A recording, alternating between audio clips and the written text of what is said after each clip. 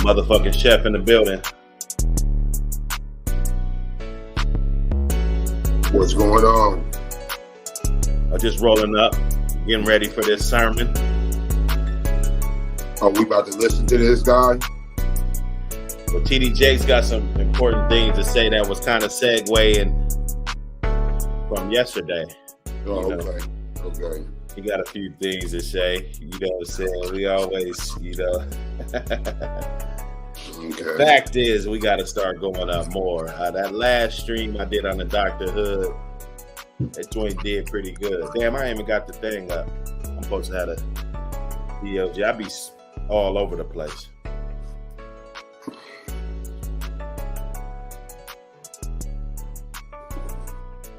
Yeah, nah, it's a good little message, man. Good little message. I know we probably ain't gonna get the females for the smoke. We smoked them out yesterday. You know. Jennifer, what's her name? Genesis. Yeah, she held her own though. You know. Oh yeah, I mean, hey.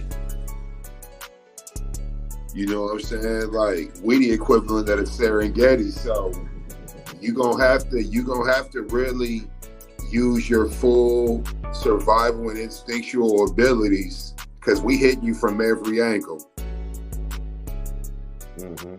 You know, I could sit there and you think I'm agreeing with you the whole time, but then when I start busting my shit down, I'm saying some whole completely different shit than what you want. Right. You know, I mean, shit. We got some motherfuckers, man, who they're able to put these words together. Because that's the whole thing. You can think what you want, but can you orate to somebody else and make them understand? Right.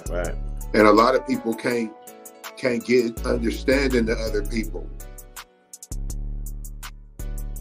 Man, I try to break it down so many layers, man, so they could like understand, man. You know. Hey, but it's all comedy. So what I've been seeing in these spaces. Let me turn our preview music down a little bit. You know what I'm saying? What I've been seeing in these spaces is women like me getting up on there doing our stream that we had yesterday. You know, you'll get women that'll say like black men are complaining, black men are crying, black men are, you know, complaining, you know. And you know, I want people to know, like,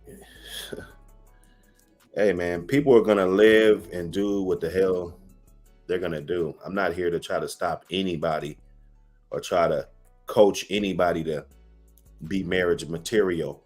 I'm just letting guys know, because we all fell for this bullshit, and it's all, everybody has a story to where they didn't look at the red flags and then their relationship went bad, you know. And I don't think it has anything to do with the amount of money you have, you know. I think the more money involved, the more catastrophic, you know, the event could be, you know, just all the way, you know. So I don't know, man. Like I said, it's Dr. Hood, it's a DLG. We got Def Chef in the building. You know how we do on Monday, Wednesday, and Saturdays. You know what I'm saying? We're trying to stretch it. Go on and check us out at the Dr. Hood. We're gonna be going up over there too. I'm thinking multiple streams a day. I just like the feedback that we got from the last show over there. Well, we did a couple over there, and like I said, we don't got millions of views, we don't got thousands of views, but I could see that it's been picking up. Even the chat kind of picked up a little bit. You know what I'm saying? So, hey, you know what? Moving forward, what I think what you should start doing kind of is when you bring a person up, like once you bring them up, boom, like, you know, whoever, yeah, you got to hurry up, wrap your point up. We got to bring this person up, like, just so people don't leave, because motherfuckers don't really know how this go. right? So in the meantime, let's just, because whoever's on the panel, you staying regardless. Like, you should be seasoned enough to where you know how to remember your point. Sometimes you might not get your point out because we might go to a whole nother point. But I mean, it's cool, man. Like, people can listen to the show and know what happened. And whatever. Sometimes we just gotta be okay without saying completely what it is, we were gonna say, just for the the participation aspect. Mm-hmm. So I think that would be good if, like, whoever you bring up just becomes instant priority. Right. Yeah, we had a couple in the back that we kind of smeared. We kept having like the combos and whatnot. Somebody got stuck back there. I don't know who it was. And then somebody else jumped up. They said, "What's up?" and that's it. Cause we were going in. Hey, I like it when the conversations get heated like that. And then you do gotta keep your train of thought, because everybody want to get their shit off. You lose your train of thought. It's like, well, fuck. Let me get this shit off. But we're getting better at it. This channel is starting to be something that people can actually go to and get some good content, get some good talk. We're not just gonna let the okie doke fly over our head and shit over here. And I love that. Speaking of that, I did want to throw this out here before we really get started. I would like to do a show about crying wolf, or about deceitful situations that gaslight the Black community, right? Where I get it. Oh, we're raising awareness. Yeah, but people are dealing with this as if it's real. Like, some of this stuff that I see, I don't really know if it's orchestrated or if it really happened. Like, bro, there's another part to that birthday party video, bro. Oh, really? Yeah, they got a whole nother part. And I'm looking at it, and man, maybe I don't know what 18 friends look like. And I don't know, bro, for this to be such a serious situation, you just got to see the video, man. I don't know about it, bro. They say it's real. They say that's what really happened. So, then when you go around, like, you see other content creators who are like from where that is, where they're like, okay, I'm from here. Here's where this was. Here's what it cost, or where they're really breaking it down. And I'm just like, man, see, I don't even know. Like, yeah, I don't be knowing if that stuff is real, but so much of it don't be. I just think that it's time to address, like, why are we playing these games? Well, they say the comments are real, right? Right. Is that the one? That was the last one they used.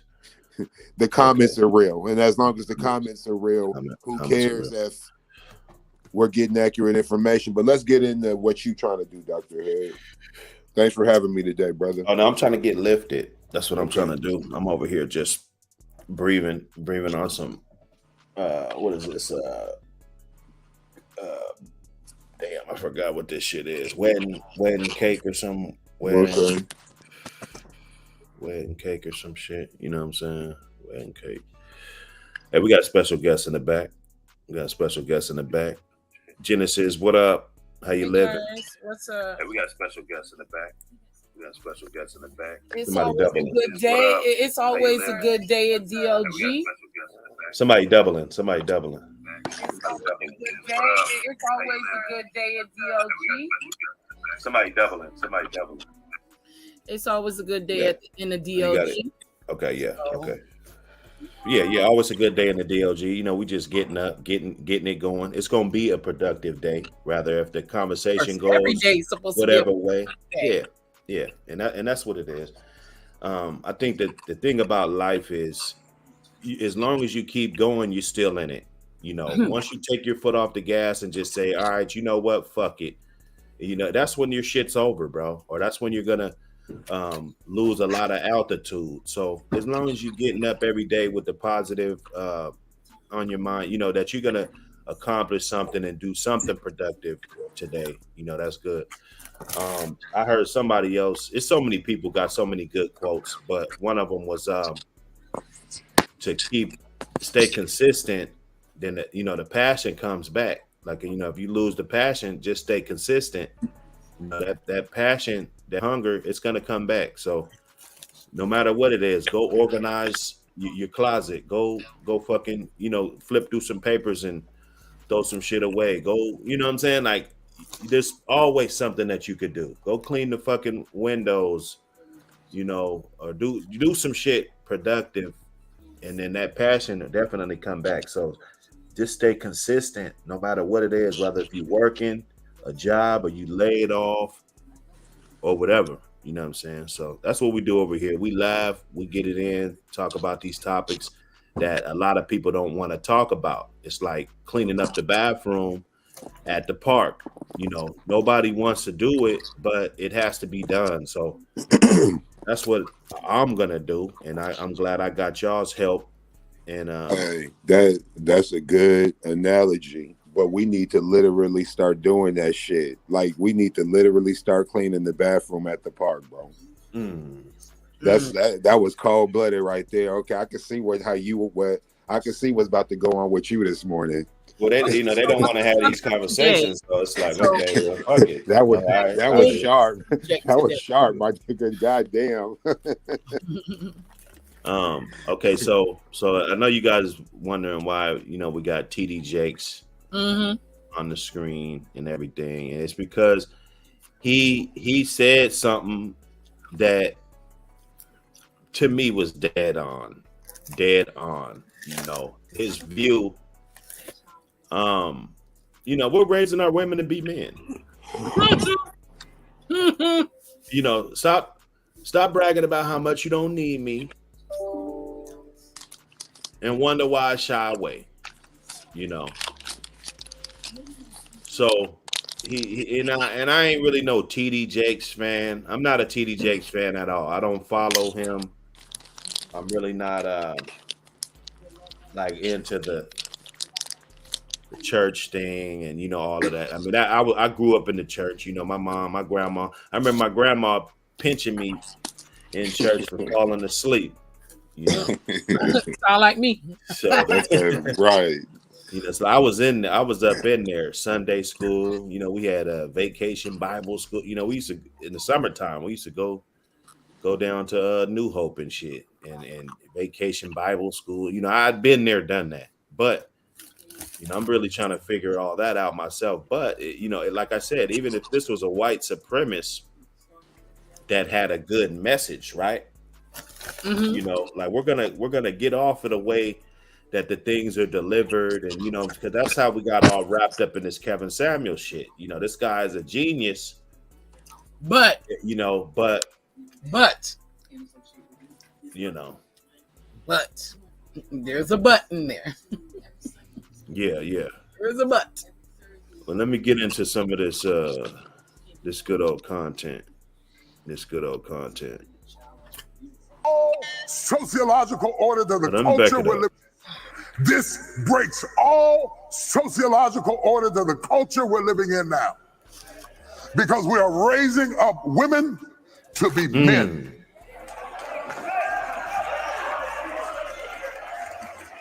Talk to him. And you are not applauded for your femininity. You are applauded in the contemporary society by how tough, rough, nasty, mean, aggressive, hateful, possessive you are, and you are climbing the corporate ladder, but we are losing our families. I know you can buy your own car. I know you can buy your own house. But until you create a need that I can pour into, I have no place in your life. Right. So stop coming home bragging to me about how much you don't need me and wonder why I shy away.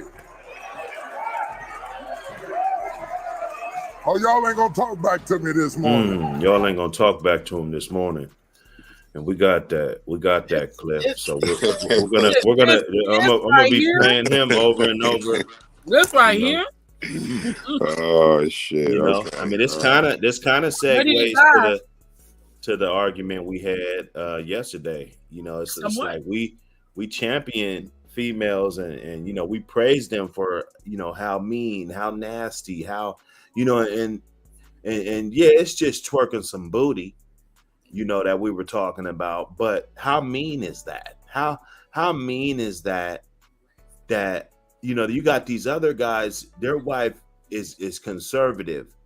So, you know, I worked my whole life risking, you know, breaking fingers and legs and, you know, all this to get in this position, you know, working out. Like if I would have did what everybody else does, go get some donuts and go on the back balcony, hit the weed, and, you know, like I wouldn't be in this situation. So it takes a hell of a sacrifice. And then just to know that, you know, I sealed the deal on this. This is, you know, like if she was a thing of the past and she was just twerking in the past, and then, okay, she doesn't present herself that way, then that, I would say that's a win. But if you're just doing this shit, I should have just got with a thought. You feel me? Let me tell you something. Social media, it's social media.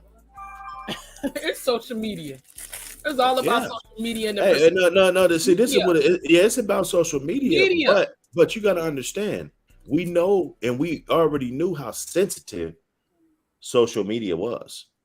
So therefore, we had to know how to move on social media, right? So if you know it's that sensitive, and you know that it gets blown out of proportion, well, then why would you do a proportion of bullshit? But why do I have to? Why would I have to censor myself just for you to be comfortable? Why do I have to censor myself for you to be comfortable? I'm trying to understand. Like, social media says, okay, post what you want, but then when you post, it's like, oh, I have to mind your feelings now because. Well, it's not feelings, and we're talking. What you think, morals, values, whatever we got. It's like if I had to listen. So is that not a value? Is that not a moral? It's okay because I showed the ass cheek. Are you serious me? You see females show ass cheeks all the time. So then just because I show mine, then all of a sudden it's oh my God, why would she do something like that? Are you kidding me? That's what I said yesterday. Just like they got other women that are married that do relatively the same thing and they don't get chastised for it, but this woman in particular is getting chastised for it. Why is that? But they got other women that do the same thing and they're married too. So what about the part that her so different? What makes her so different? See, I see. I'm gonna have to stick TD Jakes on your ass. I'm just saying. What makes her so different? This breaks all sociological order of the culture we're living in now. Come on. Because we are raising up women to be men.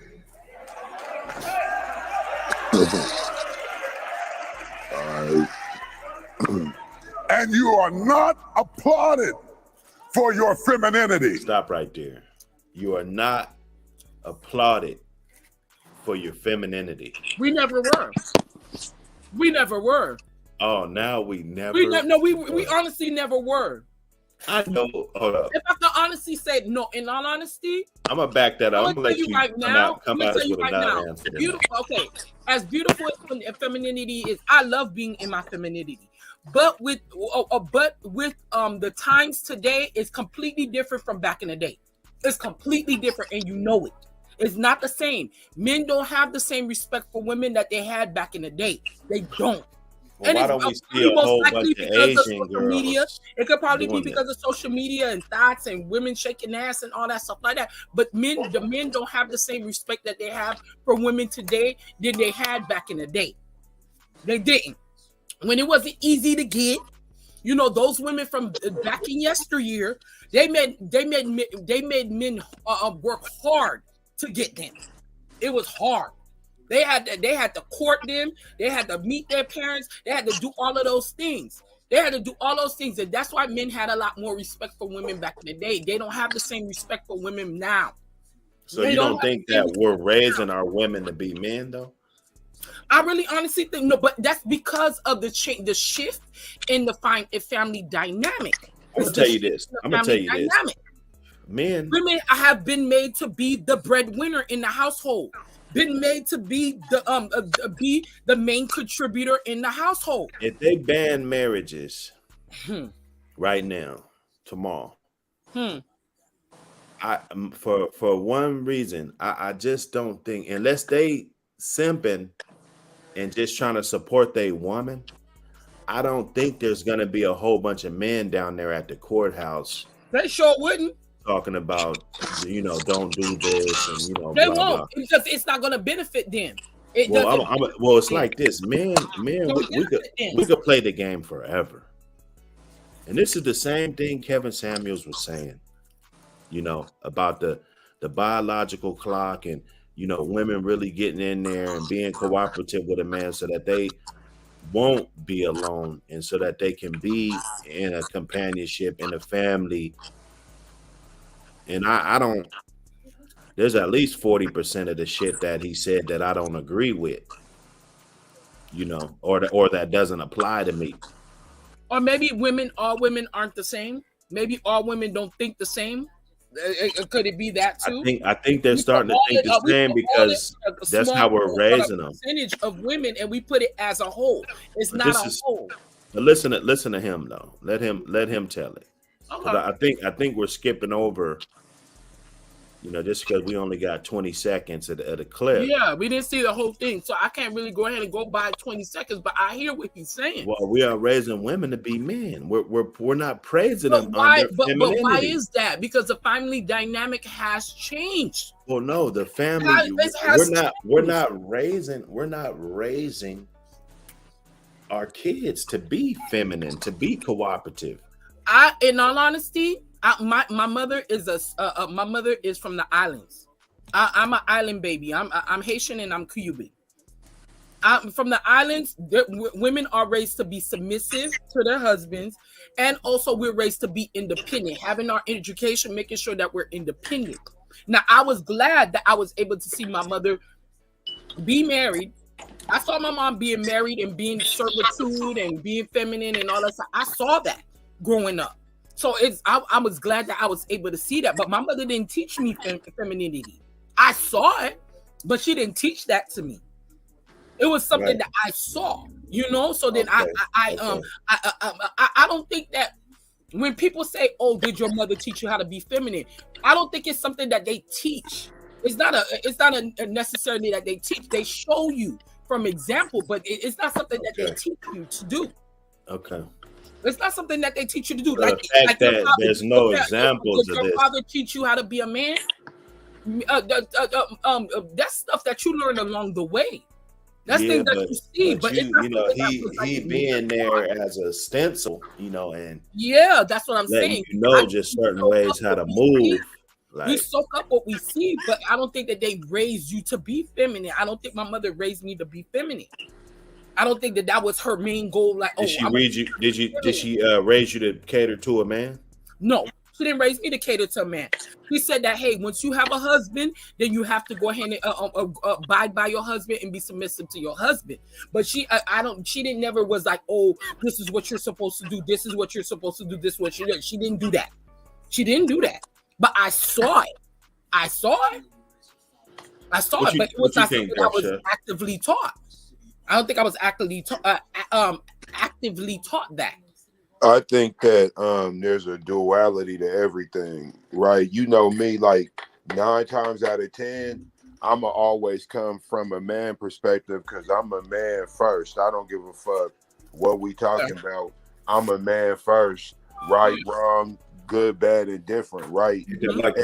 And I look at this shit and I know this, like we're not raising little boys to be masculine per se, like the responsible part of masculinity, like we be teaching them how to fight and all the little shit where our grandmas would call us mannish, right? See, like growing up, that's what I was told.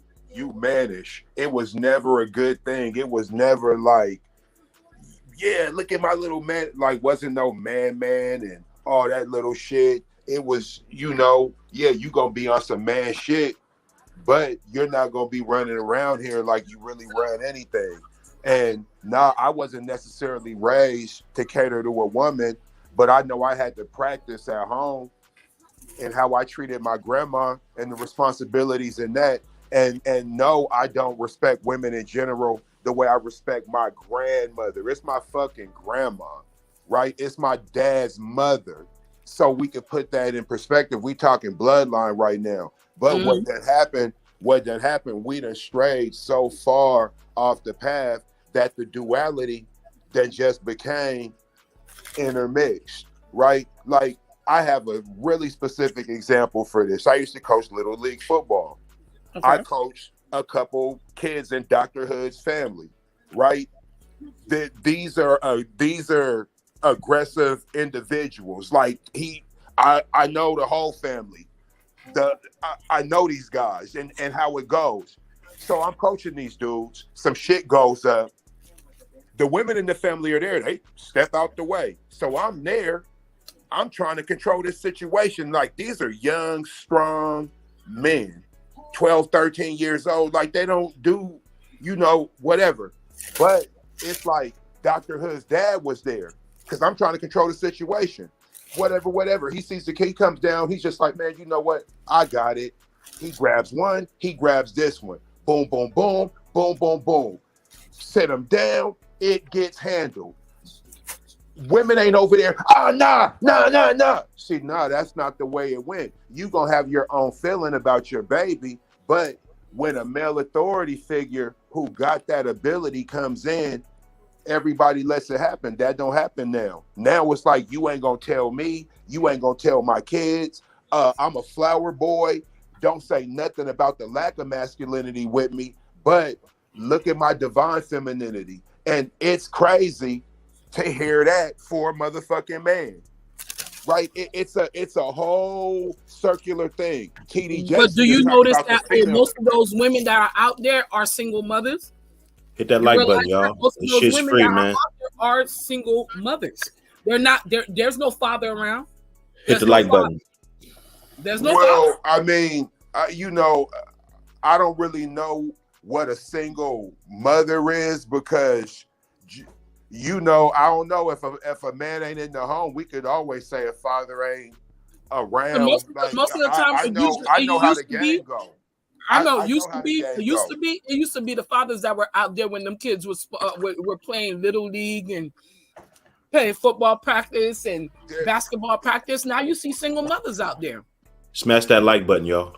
Smash that button. I mean, like, here's what I'm gonna say on that. Here's what I'm gonna say regarding this. I was raised by old people, right? The people that raised me were raised by sharecroppers and shit. Like, I'm literally 2 generations away from slavery. I know my code of all that shit. What I'm gonna say is that none of this is new. We try to present it that way, but it'd be interesting when we have conversations because motherfuckers be like, oh, well, back in the day, men had 2 families. Men was doing this. Men was going to go get, okay, this ain't nothing new. But somewhere along the way, something done happened to where you respect me more as a man if I'm a feminine nigga as to being a masculine nigga. These little niggas don't even eat boogers. These little niggas don't scrape up their knee and then now try to hide it. Boogers. These little niggas eat boogers, man. Come on, man. Like, why they gotta eat boogers in order for them to show that they're masculine? Because here's the whole thing. When you young and masculine, you just do that type of shit. You scrape your knee up and don't get it cleaned up. Running around with a dirty knee. Right now, I'm not saying that's what we should be doing. I'm talking about that's just what happens. When you masculine, yeah, you cut grass, you might not do the best job, but these are things you do. You pump gas. A lot of people aren't able to chop wood. I come from doing that, but you do the little urban masculine shit. You play your little sports. You be running around trying to cuss with your little friends, knowing that ain't nothing you do. You see the old women walking down the street. Oh, let me carry your bags, hoping she give you a quarter or $1. This is all the training that you get. And it was just there, and it was just something we did. If there was a woman who was a little bit older and she didn't have men around, okay, that's your neighbor. It's your job to do it. Yep, go introduce yourself. This already been set up. He done already set this up years ago. Yeah, when my son get this age, I'm gonna send him over there to do that. Yeah, you send him over here. We don't do that shit no more. That's training. That's all the training. And it don't matter who was with who or whatever. I'll just slide through and make certain things happen. We don't do that no more, right? If I'm a primary parent, I'll tell my child's mom, you just can't come in here telling nobody nothing. I mean, I guess maybe that's true, but I don't understand how that's gonna help my child be productive and respectful. I mean, I know I baked her though in the meantime, and that's what we on. Like, as long as I win in the moment, I don't really care about the residual effect. Bottom line, we failing these kids. We're failing these kids, and you know, we could come with all the excuses and reasons. I'm pretty sure they all valid. Hit that like button, man. We only got 2 likes, man. When my son, come on, man. Hit that button. My son meet your daughter, how is this helping them? Because these babies that we have and they gonna be together, these families is gonna intermix, and we're not preparing them. This is real shit, and I'm pretty sure all 3 of us are really good parents. So this is not personal. We speaking collective. We are failing the babies. They don't even know how to interact. We already dropped the ball with school and education. We already fucked that up, and they gonna have to and they gonna correct it, because that's what they do. These are bright, vibrant, brilliant youngsters, but we mad. You know what? Us, they parents and grandparents, we too angry at each other. They can't fuck with us. What can they do with us? We can. I bet you, if we do one of these shows and put all the youngsters on there and say, "Speak freely, speak from your soul," this is what they gonna say. I talk to these niggas. They want more out of us, but you know, we would rather argue over shit than be like, you know what we need to do to better our own. We spend a lot of time being mad at each other when we could come together and show these youngsters we could work, we could solve a problem. Yeah. Let's hear this dude one time.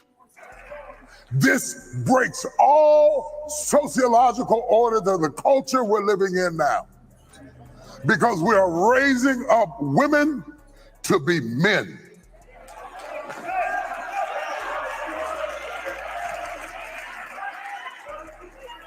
And you are not applauded for your femininity. You are applauded in the contemporary society by how tough, rough, nasty, mean, aggressive, hateful, possessive you are, and you are climbing the corporate ladder, but we are losing our families. So you're climbing the corporate ladder, which is a good thing. It's supposed to be a good thing. It's a good thing. But we're losing our families, though. Because it's just the fact that women are putting their careers ahead of having a family. They're putting their, because, okay, here's the thing. Like I said, going back to the family dynamic has changed. When I was growing up, my mother did not teach me how to be a feminine woman. I learned that along the way. But education and having a great job and doing those things were on the forefront. That was on the forefront. That was basically, you need to get your education. You got to be able to take care of yourself. That's what my mother taught me in my mind.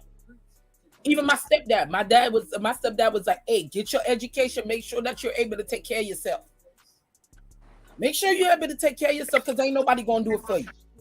You got to take care of yourself. So they push that education on us.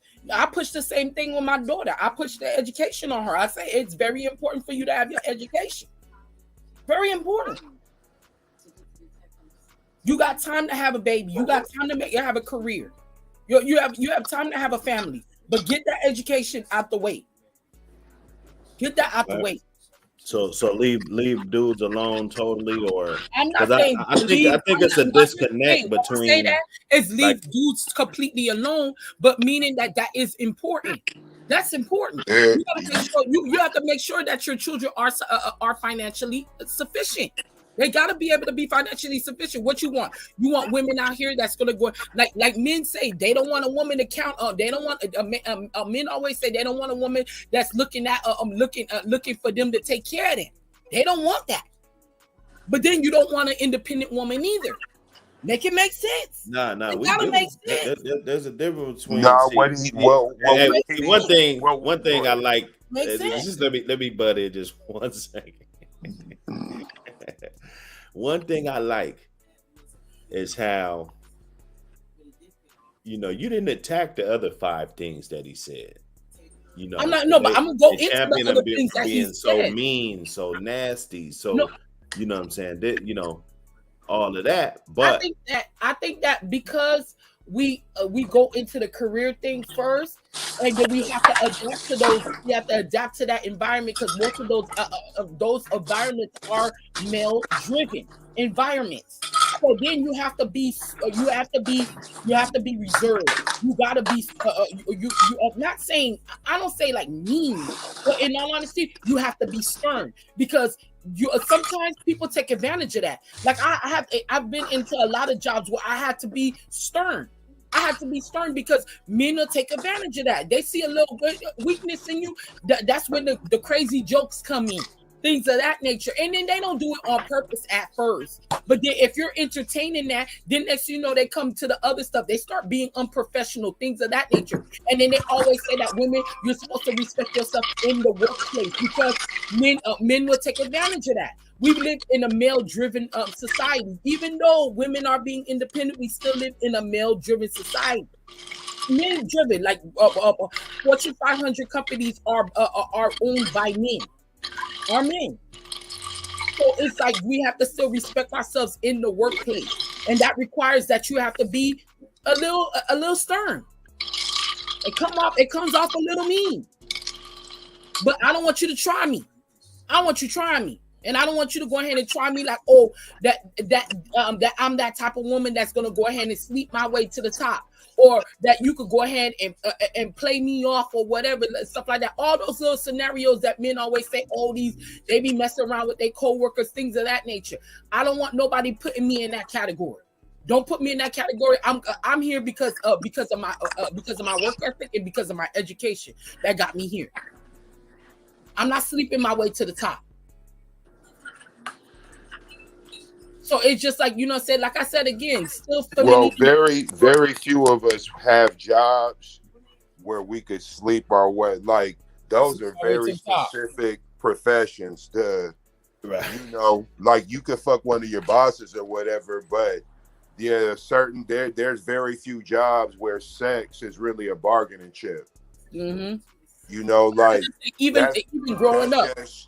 That and there's another thing, like I say, social media allows us to insert ourselves in the scenarios that just don't personally exist for what we talking about, right? Like I know a bunch of chicks who like are school teachers and who work for Metro. Man, listen, you cannot fuck your way into being a superintendent.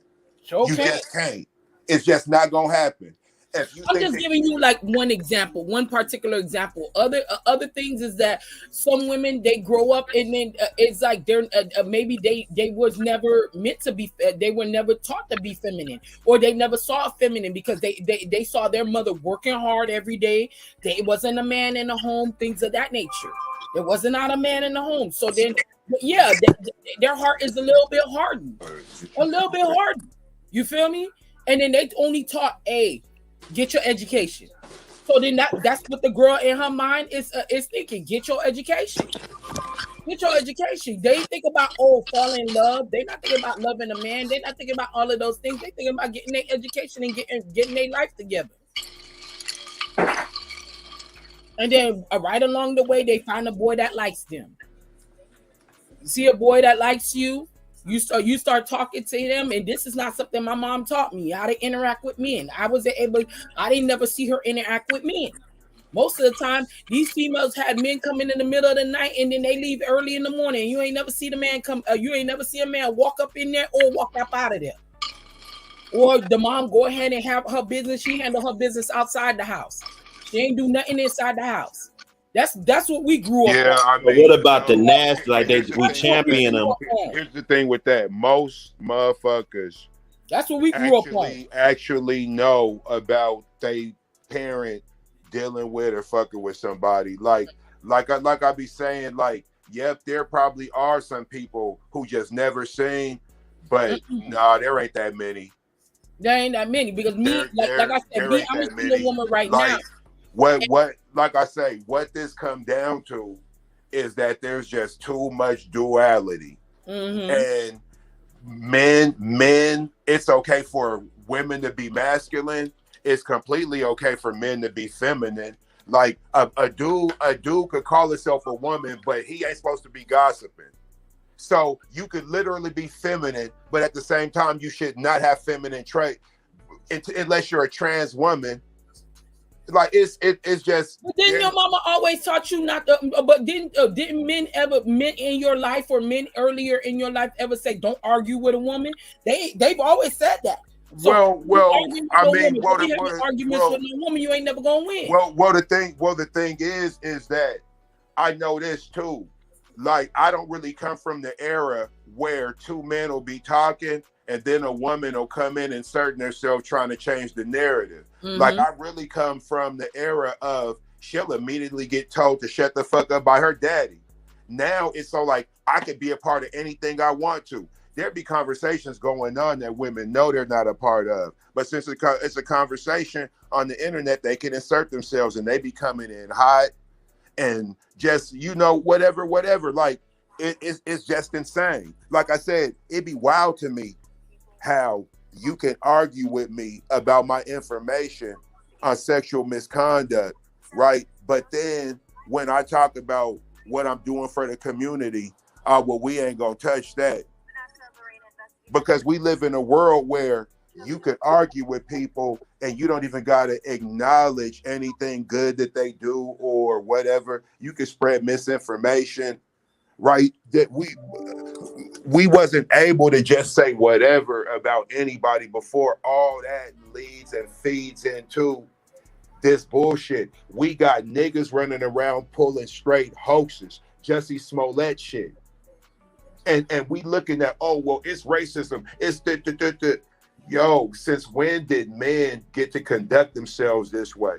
But I tell you what, when a man gets to act that way and there's a bunch of women behind it, like, oh yeah, you didn't say nothing about this, bringing up other shit, we in a bad place. There's certain shit we should never defend. If we talk about holding men accountable and being on some man shit, because if a masculine man would have pulled that shit, we would have baked that nigga. We wouldn't have accepted that. Again, everybody always says it's your delivery, it's this and that. It's a lot of things, but in all I'm saying, if you hear some real shit from somebody, that real shit should be real shit, regardless of how the tone or how it comes out. It just like in all honesty, I just feel like a lot of people, they don't like the truth. A lot of people don't like the truth, whether it's a man or a woman. They don't like the truth. And two things can be true at the same time. Men ain't shit, women ain't shit. Most women ain't shit, and most men ain't shit. Two things can be true at the same time. Well, be true at the same time. But I'm just saying, like, like every time that we have these conversations or whatever, it'd be like when men say something about women, and then women be like, okay, well, men too. You feel me? It's like, because it's just it's like when we have conversation, it's just a fact. It's always seems like it's always one-sided, because of course you're speaking from a woman's perspective, or if you're a man, you're speaking from a man's perspective. You're speaking from a man's perspective, how you feel. How you feel. But then when a woman comes in or when a man comes in, they're going to speak from their perspective. If that's a part of having a debate, you have to go from two sides. You have to go by two sides, by one person's side and the other person's side.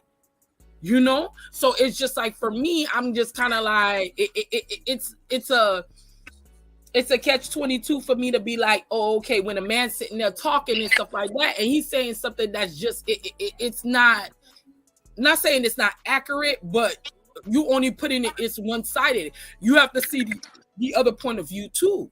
You got to see. Yeah, but that's how conversations work between men. We having a man conversation, and all I just be saying is that even now, when women are just talking, having their sisters of the traveling pants conversations, to me, that's just not my time to be talking. Like, it don't really bother me like that, because that's in a woman's nature. That like little girls do that shit, and whatever. Like my son, yo, dog, listen, I don't even want you butting in men's conversations, but when women is talking, you shut the fuck up. Period. I don't know. When adults are talking, period. Ain't nobody, them kids ain't supposed to be talking with an adult. It's talking. Yeah, period. But what I'm saying is this: when you become a man, if two women is bro, it's not there for you to agree. They're not talking for you to agree, nigga. They're not talking to understand your perspective. These women are having a conversation. Women don't like this, but I say to my son all your time, know your place. See, you can't tell a woman know her place. Hey, nigga, I tell my son that all the time. You know your place.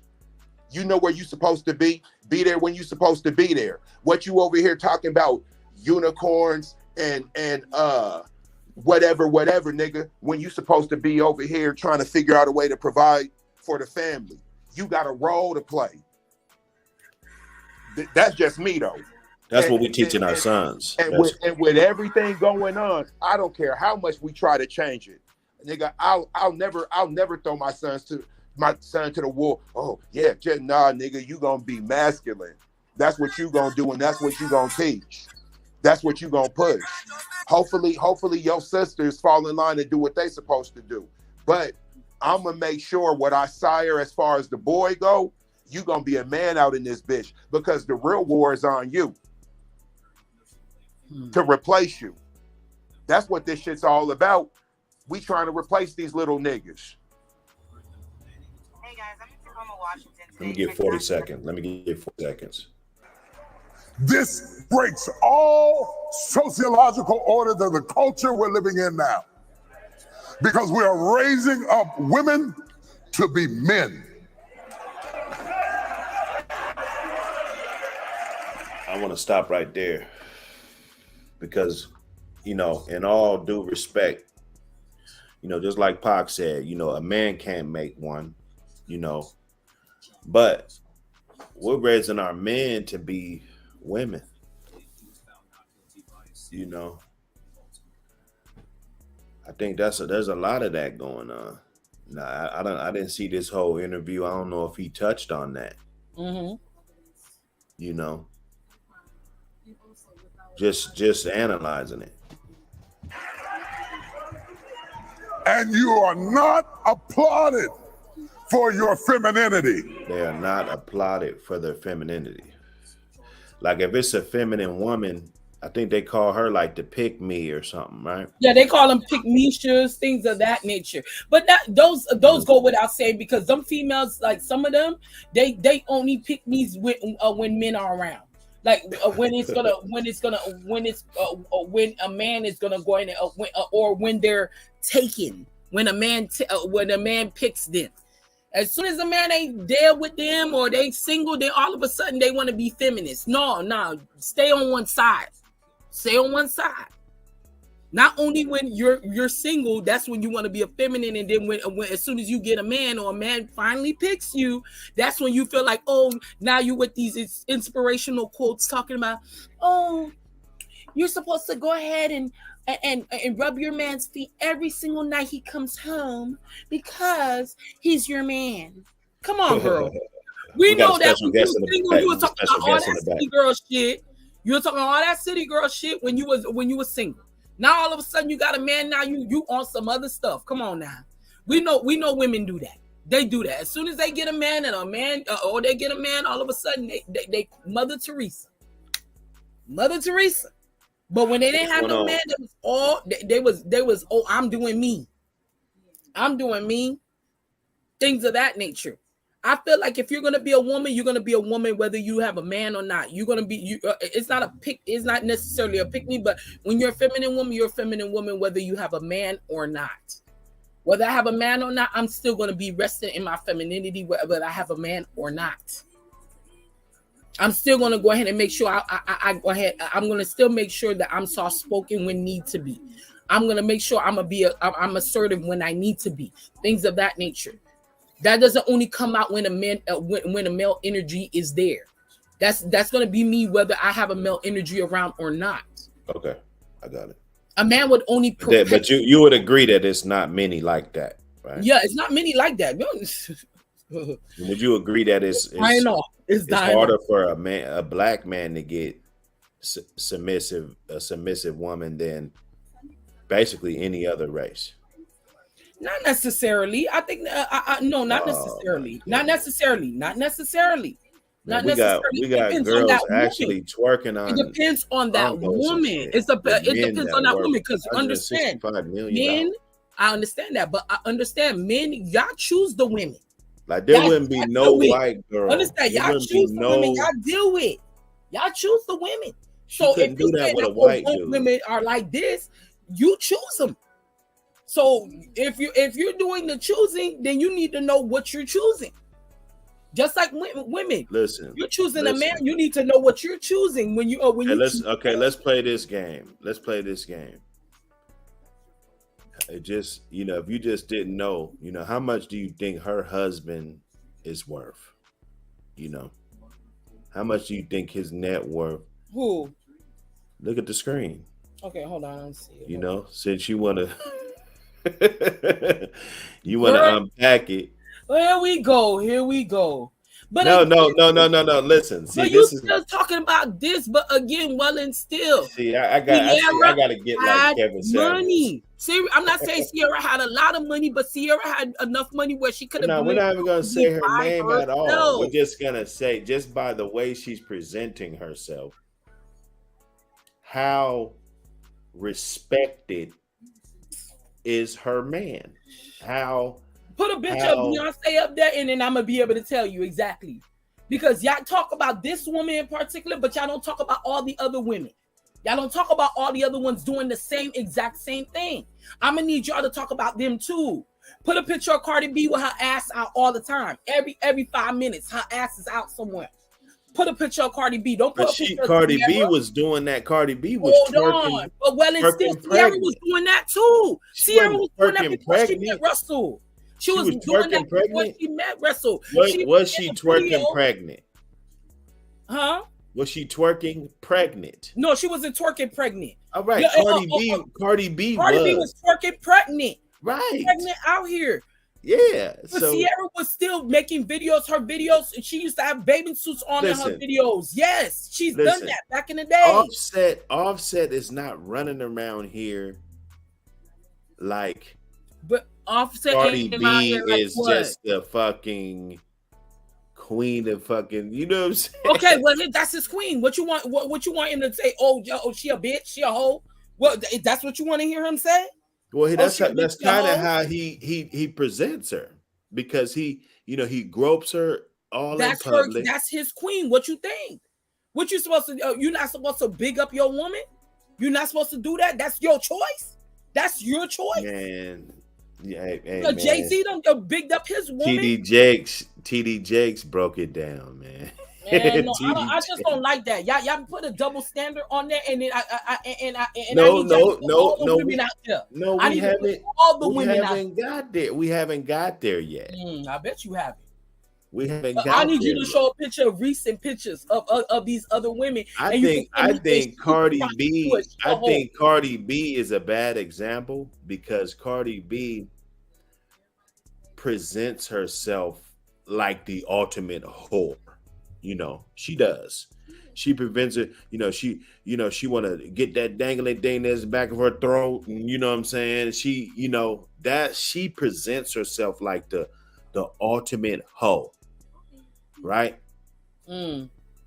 So is Offset a simp for fucking with her? Is he a simp? Well, here's the whole thing. When Cardi we can unpack that. When Cardi B can openly talk about drugging men, robbing them. I don't agree with that. I'm not. Listen. I'm not saying you agree with it. Here's what I'm saying. There's not a question. Cardi B's doesn't want you to get the two fucked up. She is a slut. That's the package that you get with her. Now she has a substantial amount of money, but we've seen these same stories and these same girls grow up in these strip clubs, and and the story doesn't turn out this great. Cardi B actually came in reverse. Love and Hip Hop is for the show.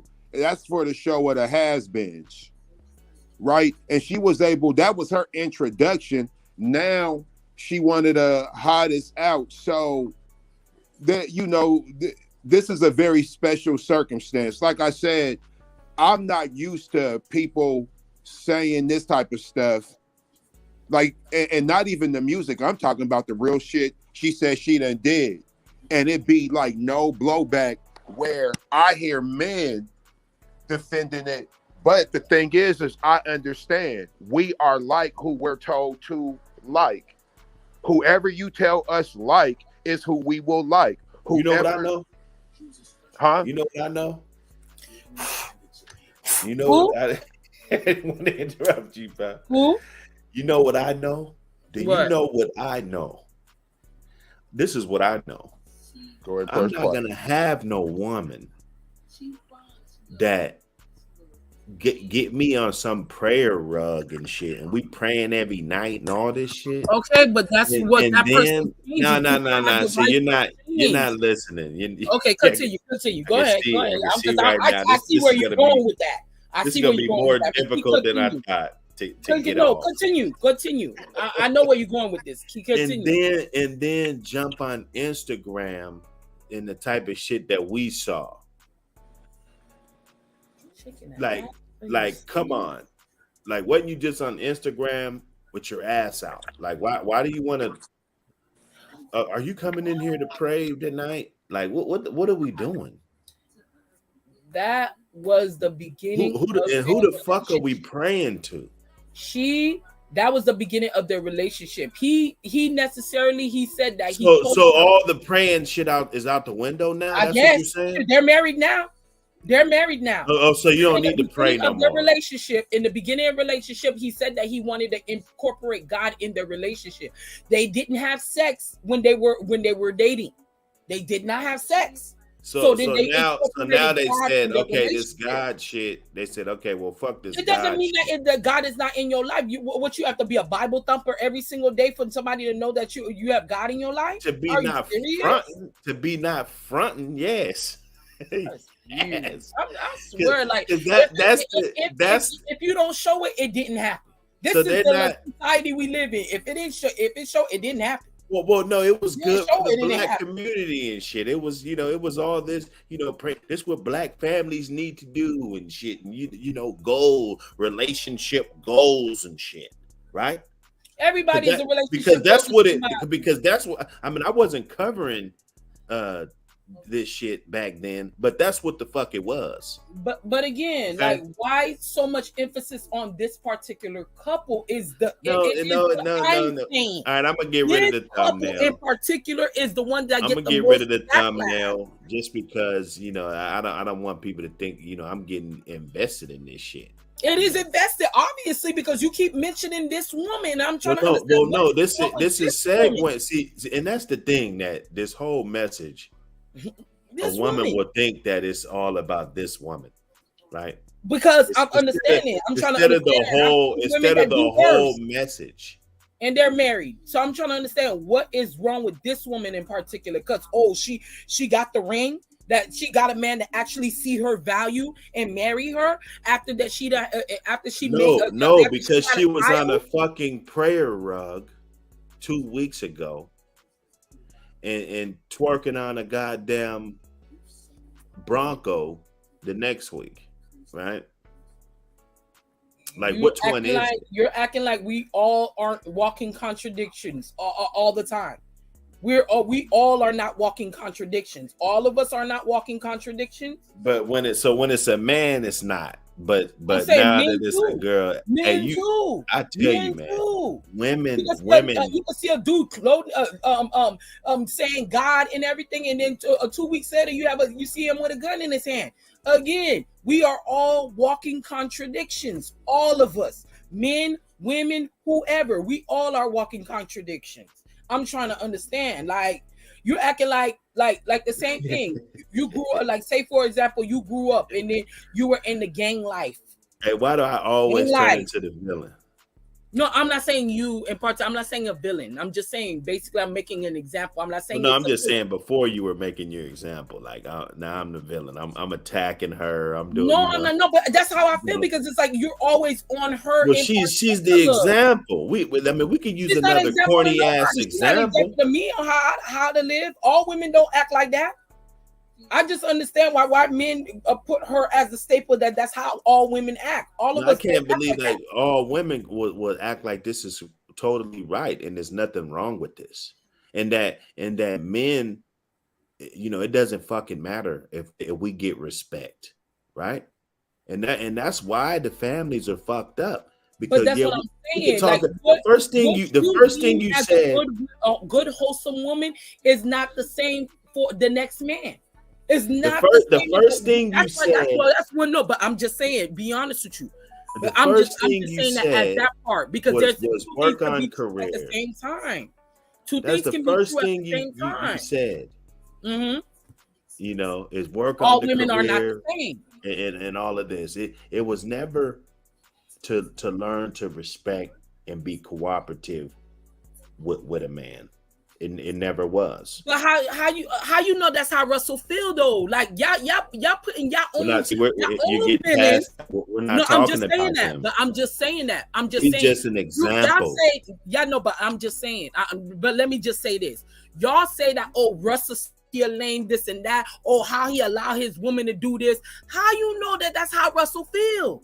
How do you know that that's how he feels? That's how you feel. We're all guessing. We're all just guessing. I'm just saying, y'all all guessing, but I'm just saying, how do you know that that's how he feels?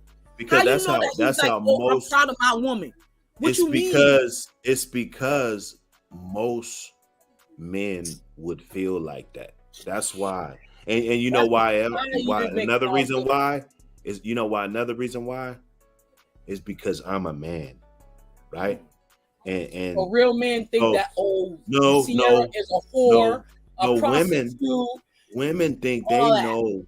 Women think they know what men want, and when men try to tell you, like the reason why this is an issue is because this is far too many women, and then now there's social media stuff. So you're gonna blackball yourself out of your Prince Charming.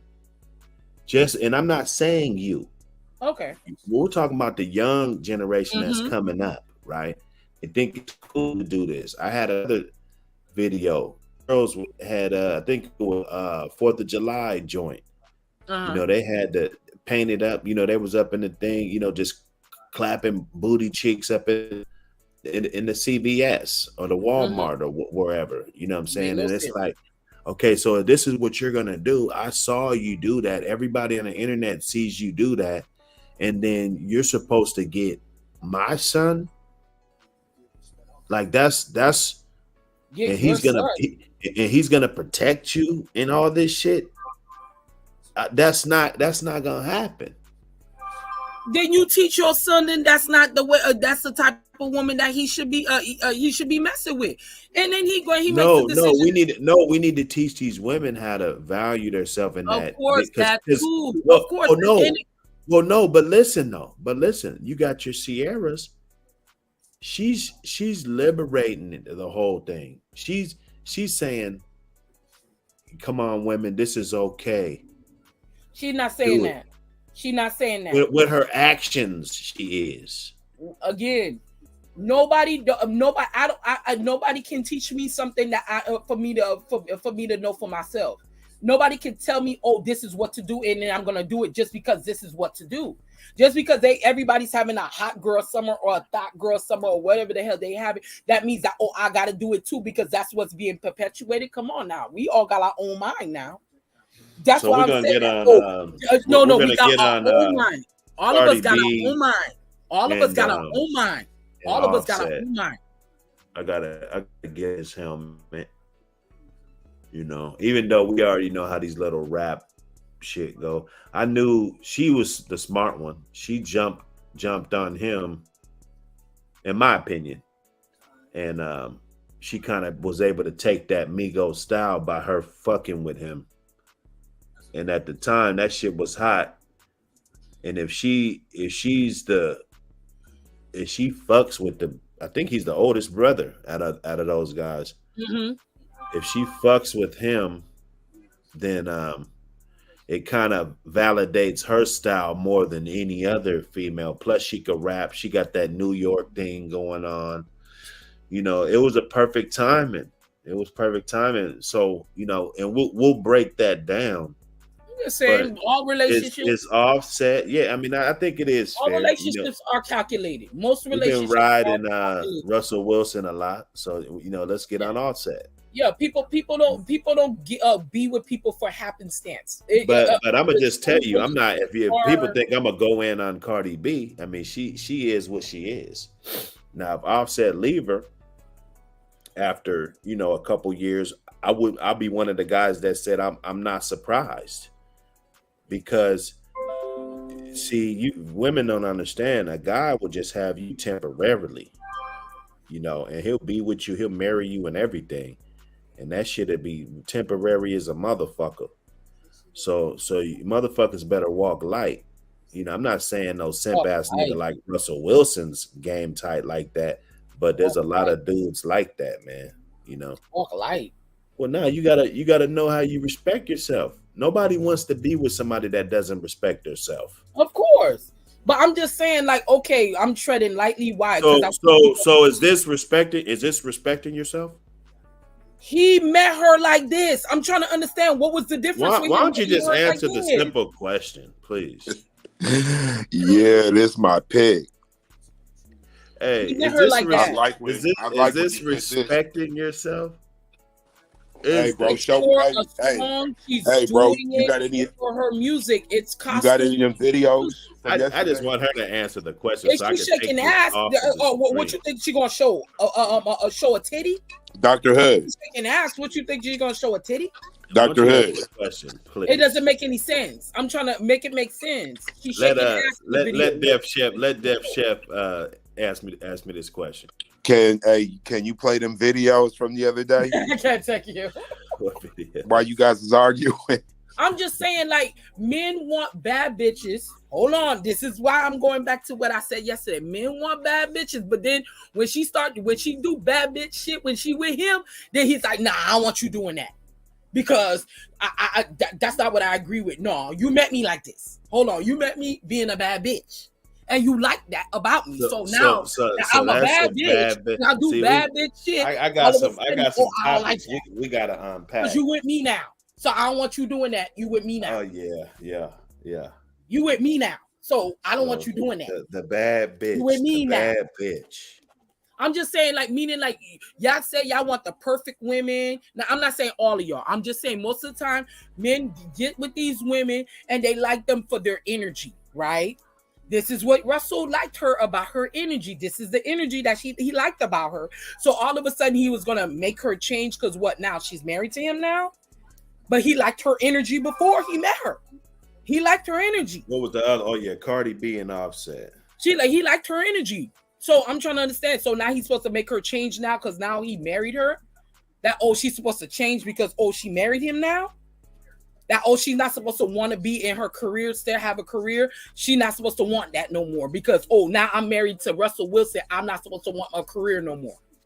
Forget the career, because he got millions of dollars, but I don't want a career no more, because now I'm with him now. Yeah, we got 2 shows. Come on, We got two shows for real, out man. of this. Be for real, man. Out of this little rant at the end. What's a bad bitch? We're gonna ask. I'm just saying, like, bad bitch meaning that you're with the Nah. We're gonna unpack it.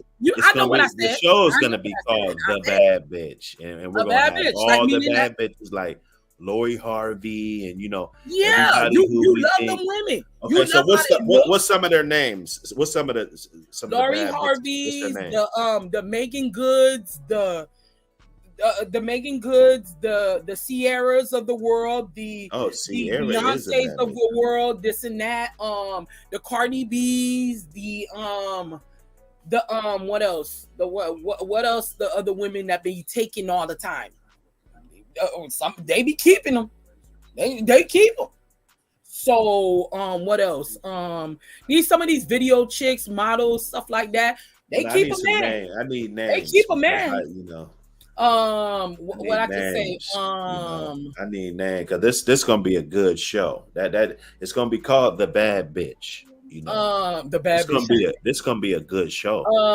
Had a thumbnail. No, we're not gonna talk about black women. We're gonna get into the exoticos that y'all men be liking too, like the Kim Kardashians of the world. You know what I'm saying? That they be following after Kim Kardashian, because she created the blueprint. So we could talk about Kim Kardashian, but nobody don't never want to talk about Kim. They always want to talk about the black women, but they never want to talk about Kim. They never want to talk about Kim. Well, then you're gonna have to be here. No, I'm gonna definitely be here. You're gonna have to be here. I'm ready. You're gonna have to be here. You're gonna have to unpack and I'm definitely ready to unpack that, because I never see men talk bad about Kim Kardashian, not once. Okay. But they always so I'm hearing you say that, right? I'm hearing you say that, because we gonna put together a whole collage. Yeah, we gonna put together a whole collage of men on the internet cooking Kim Kardashian. Now, you said you ain't never heard one, right? I said I don't never really see men talk about Kim Kardashian. Okay, cool. Don't backpedal now. Don't backpedal. I said it. I never really see men talk about Kim Kardashian the way they talk about Ciara. See, now you say in the way.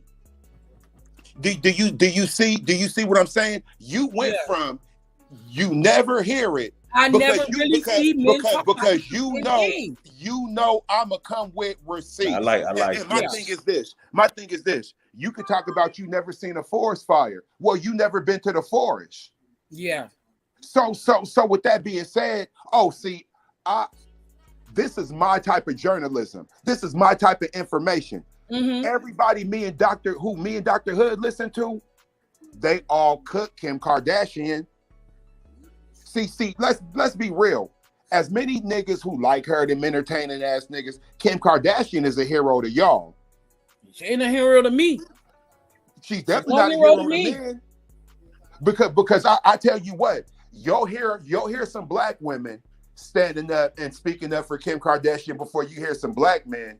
The average black man that I know of, no matter what he say, we don't really like Kim Kardashian. We don't. I'm not gonna every single day. Oh, Kim. I don't make it a point. I don't make it a point to have conversations about people I don't fuck with every day. I don't. But I'm gonna put this together. I'm gonna show you. She ain't loved amongst niggas. We look at her a certain way. Not no more. Okay. No more. All right. My thing is this: the people who respect Kim Kardashian, them is them thought boy summers. Right? Them is them. Like, yeah, there's hot boy. Yeah. See, hot boy with me and Dr. Hood's era was like a nigga who'll get it and you'll move a certain way. Like a hot boy now, you wear them short ass shorts and you talking about them hoochie daddy shorts? Yeah, like all that.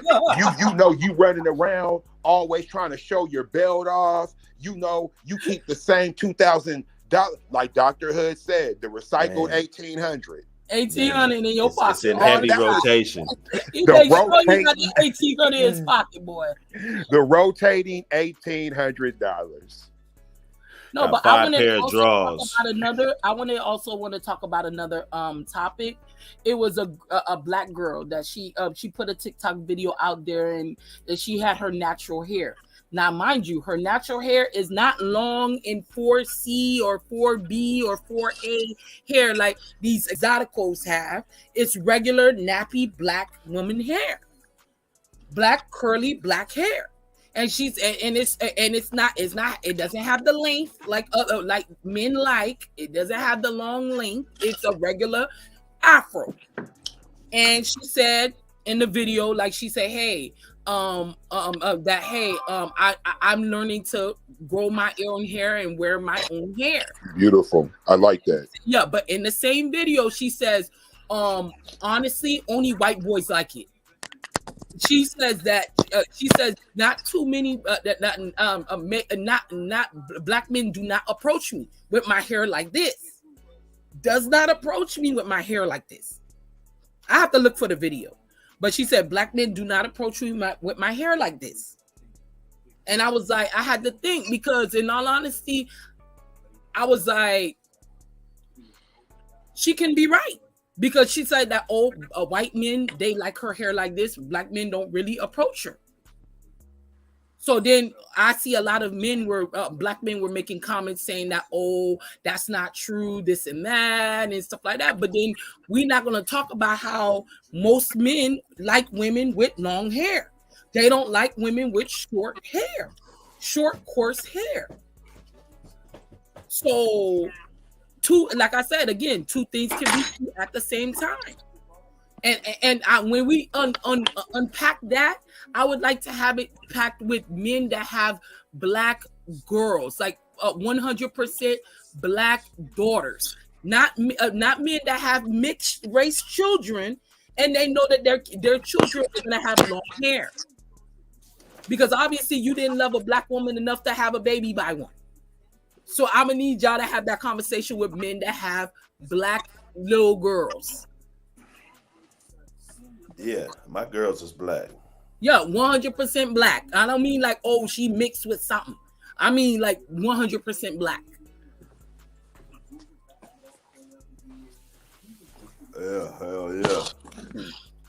Hey, I dig it. You know how we do, DLG. You know how we do. I'm wrong or something, because I just be understanding when it's just like.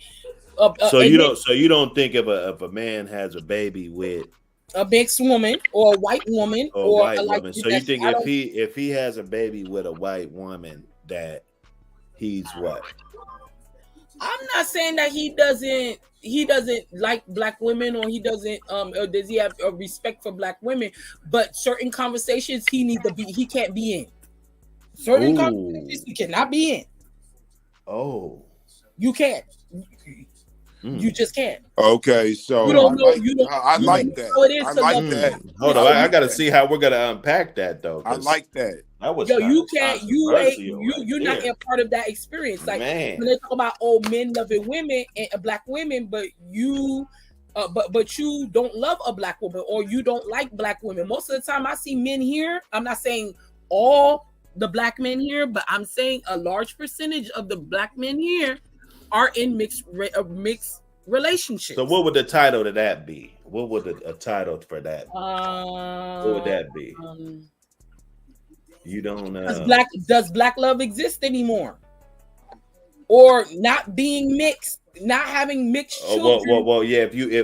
How about this? If you no. You want to know something? You can't have certain conversations. No. That's what it sounds like. Let me go back. No, let me go back to another one, because I saw recently that there was a clip of somebody saying that these little kids that's going to the draft are soft because they light skinned. But these men are having, that we need to go on that. They having these black men are having children with mixed race children, and then you want to talk to and saying that these kids going into the draft are soft. You're having these children, so I'm trying to understand why you sitting there talking about that. I don't even know what to write. Man, I don't even know what to write. No, but you need to. I don't know if you heard that. Like it was a couple of weeks ago when the draft came out. See, now I would have to unpack that. I mean, it's been getting. You talking about the NBA draft? Yeah, they weren't black. None of them were black, like 100% black.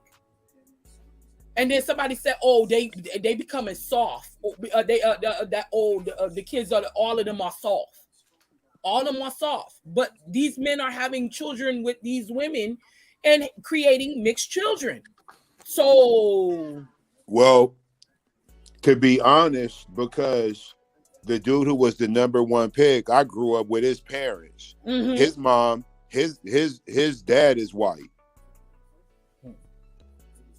The restaurant where I got my storage space at, that's owned by their family. Mm-hmm. They are old school Italian family up out of Seattle. They own a bunch of shit, different property. The mom was a basketball player. Another one of them dudes got a black mom too. I mean, like, at the end of the day, like, some of this stuff, it just is what it is. Like, and when you unpack it and really look at it, it's gonna be a little bit different. But that's a conversation that people don't want to have than what we anticipated. That's the conversation I want to have. Is the one that they don't want to have.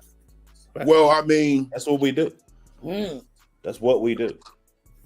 You know, that's what's gonna separate us the other day when they said, "Oh, them kids are soft," like they all look soft. I was like, "Well, Paulo definitely ain't soft. Like, yeah, Paulo, he ain't soft. But you know, I get it. Like, I understand because we live in a world where there's a comparison for everything, and we look at yesterday. Oh, well, you know, this boxer compared to that boxer, like that. That's just inevitable. That's the stuff we do. You know what I'm saying? But ultimately, you know, there's always gonna be that light skin, dark skin dynamic, right? Like, I remember back in the day, like, being dark skinned, you didn't really have to be dark to be dark skinned. Like, now I'm light, even though I'm not light skinned. Like, but shit, in today's world, nigga, to be light skinned has a whole nother range now, where I'm all like, man, when I was young, light skinned meant light. Like fucking Alicia Keys or something. Like, yeah. Now, if you ain't, like, you gotta be dark to be dark. Like, yeah, man, it's hella weird how the light skin range is much wider now, but the dark skin range has shrunk. Like, you gotta be dark for real. I just feel like, you know what I'm saying, in all honesty, that this is only my opinion, and others' opinion is like our race is dying off. Like, in the next 20, 30, 40 years, you're not going to see regular black people. You're not going to see regular black people. Regular 100% black, it ain't going to be 100% black. Well, we ain't 100% black anyway. I'm just saying that you can say we black enough, like, right? Melanin. I'm talking about with melanin. Well, like melanin. I feel we ain't never gonna, because we ain't never gonna go away. And I'm gonna tell you why. When you look at the numbers, y'all know 8 out of 10 people, black people who have kids with another black person. 8 out of 10. Of course, they gonna make it seem a certain way, because I noticed, whoever they put in front of us, of course you gonna put light-skinned motherfuckers in front of us. People who don't even be black. Niggas like Sean King. You want me to believe that Sean King is the new beginning and new coming of the black man. But I'm out here for real, and I don't be seeing niggas who just look like Sean King regular like that. Most of the time, dudes have a little bit of melanin in them. Like, but I hear it, man. It's the whole demographic, Meghan Markle, right? Jesse Smollett, y'all pushing this whole light skin, but the average black person just ain't light skinned like that. Correct. Like I said, it can be still true. That can be true. Media, the media, you're gonna push their own narrative. The media push their own narrative, and like me personally, I'm not against interracial relationships. What I'm just gonna say is I'm a black guy. That's what I'm gonna say. Against it. I'm not against it. I just would not date out. I just don't date outside of my race. I just don't. It's just not for me. It's not for me. And I be approached by white men all the time. It's just not for me. Not for me. I just always, and then I have black children too. I gotta consider that. I got black children. So how that look, me having black children and then coming in here with this white guy? No. Oh, I mean, I say, whoever, whatever, everybody wanna be happy. Like with me, I just look at it like this. Whatever I am, that's what I would have gravitated to. Mm-hmm. Right? Like if I was an Asian guy, I would be the same. If I was Chinese, I would have the same energy about being Chinese as I do black. Right? So with me, it's real simple. Like, yeah, my little spiritual practices and the Hotep shit and practicing my art, that's a school of thought and a spiritual system and whatever. But if I wasn't black, nigga, I wouldn't give a fuck about being comedic. I would be whatever I am. And I don't discriminate against men that do like the date outside their race. I ain't got nothing to do. I don't have nothing against them. None against them. I just don't want them to talk about black women in any negative form or any negative connotations of black women. But other than that, do what you do.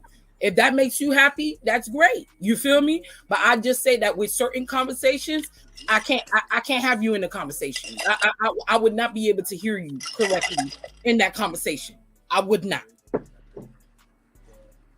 It's like, how they say that, black women, they say they love black men, but then they marry white men. I can't have no conversation with you because I love black men. Here, this is what I'm here.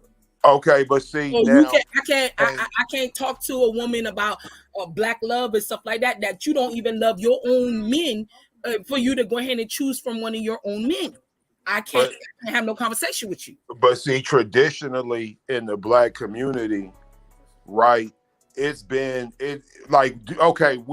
understanding, at least where I come from, right? I can't do what the women in my family do as a black man in my power dynamic. See, black woman get a white man, she's still a black queen and to be respected as such and da-da-da.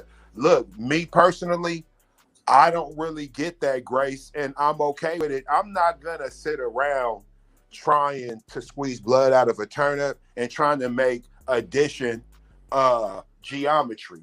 I know what addition is. I was pretty good in math. I know what geometry is. I like to keep it simple, right? I tell people all the time, look at Obama. Obama got elected because he had a black woman. See, Michelle could have been up there and did what she did still with a white man, right? Just like Kamala Harris is doing right now. Bottom line, if Obama would have went up there with a Susie, you would have never got. We didn't elect Obama. We elected Michelle. We elected what you represented. We elected that family dynamic. Black men need to be smart enough to understand, no matter how much black women talk this equality shit and this and that, understand what's being said. You can't do what she do. And if you do what she do, be prepared, I guess, to fight your whole life to be respected in a certain I don't got time for it. You know what I'm saying?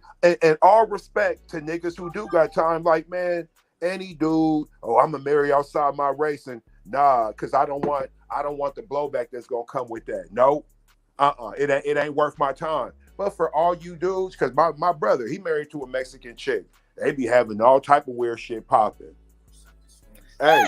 I just be saying like certain things, like with certain races, they give them a pass. With certain races, they give a pass. Spanish women, they give y'all a pass. You know what I'm saying? I'm gonna give you a pass. I give you a pass because they're black. They're more black than you think. I give them a pass. But you talking about like pure white, Susie, blonde hair, blue eye. Man, you know what? See, and it's another thing. See, that's a dynamic women get to do. I don't really roll like that. As a man, either you are or you not. See, I don't really care if she ain't white. That's cool. Like you could pop up with the other one. Like as close as you want to get to what we feel is acceptable. I know what I'm gonna say. I just say for me, the reason why I say that is because white women, they can always go back to being white. Straight up. Like in a situation, they can always be white. I can dig it. I'm just saying always go back to being white.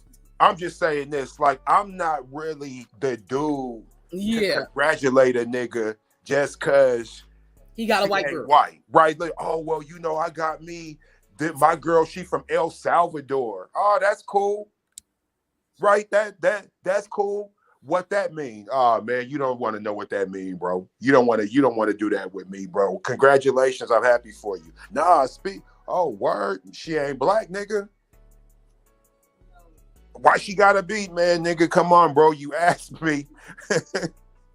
You asked me to speak my mind. I'm speaking my mind. So that. Woo. So it's a problem? Nah, what you do ain't a problem. I'm just telling you, she ain't black.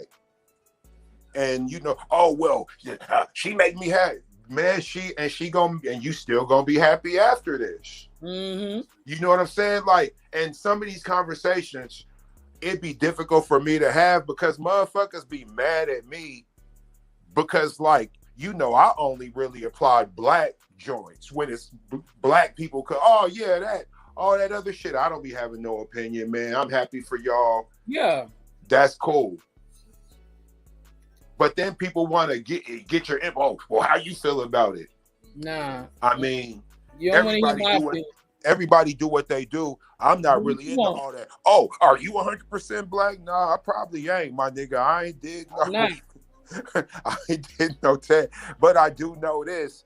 The whole time I've lived my life that way. Like when you ask me what I am, I just be black. Like, and I be knowing the stories of my family. I got my great grandfather had like a Cuban grandfather. Man, listen, I'm black, man. Nigga, I ain't never been to Cuba, bro. Shit. So. Man, and that's another thing.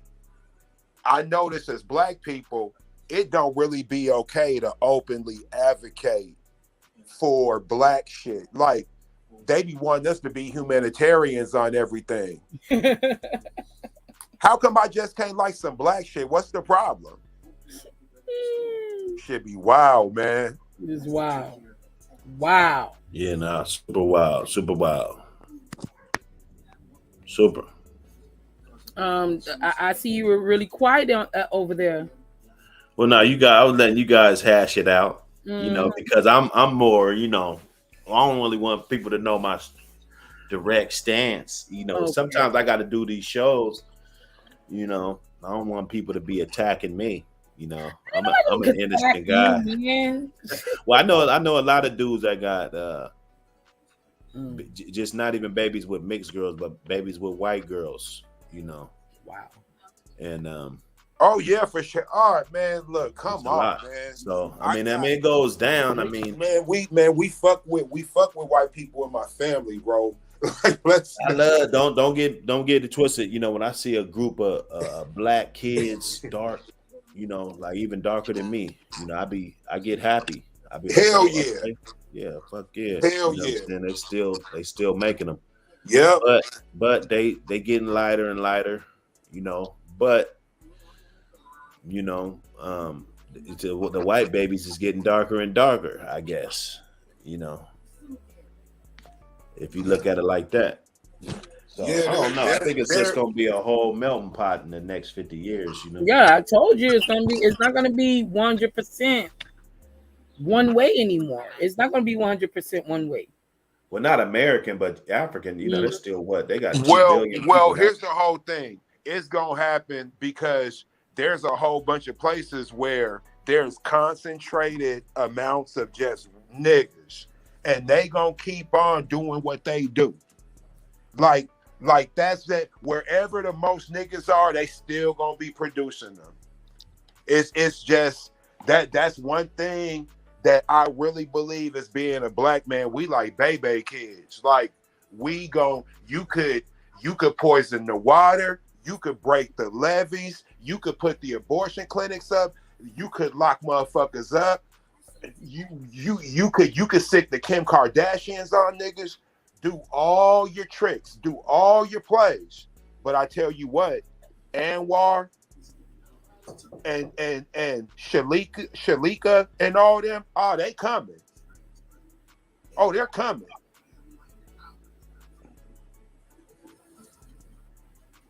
They're coming. You could get as many Meghan Markles out here as you want. Man, you could best believe there's gonna be some Nina Simone's pulling up. Mm-hmm. You know that's one thing I gotta get is the black people. Black people have mastered the art of being here. Definitely. So we're gonna always make an impact, no matter what climate. We're gonna make an impact, definitely. Now, what they can do, they could always try to shut it down because, like, I kind of have noticed that they really try hard. Well, to me, in my mind, this is the way I feel. That it just seems like there's a really concentrated effort to keep dark skin, strong voice, non-compromising, polarizing black figures out of the media. I don't care what their endeavor is. I'm talking about the media attention.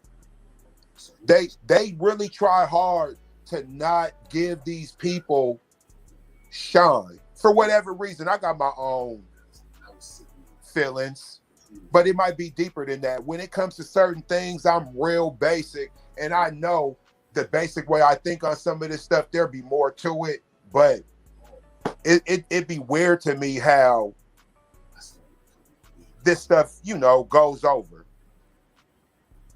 When we all know dark-skinned black people are some of the most successful motherfuckers in our community on a consistent basis, but they're never the mayor. They're never the DA. They're never the police chief. It always ends up being somebody a little bit lighter skinned, it seems, and that's odd to me. It seems set up or something.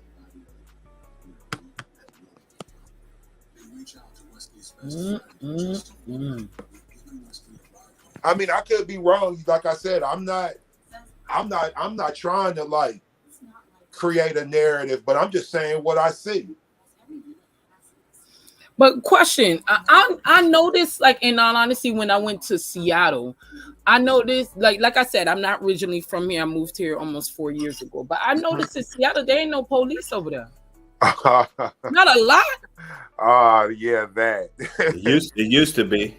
Wait, I'm like, Jesus Christ! I'm like, if something happened, how long it's gonna take for them to get here? Yeah, that. Or if they even come.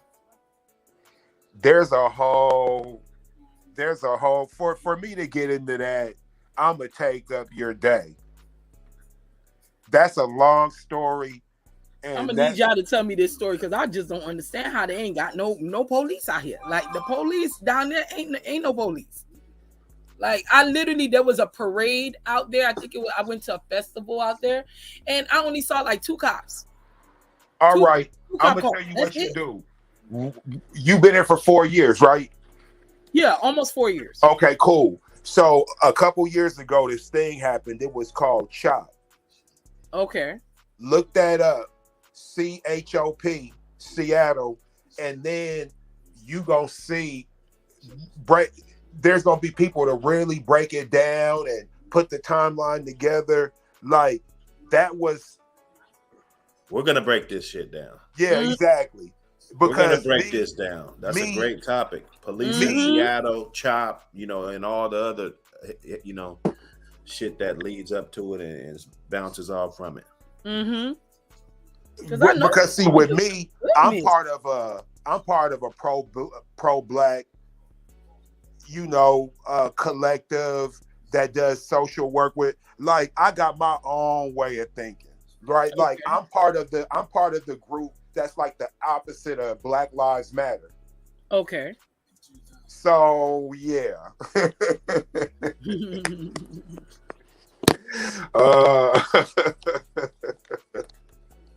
Yeah, that shit was a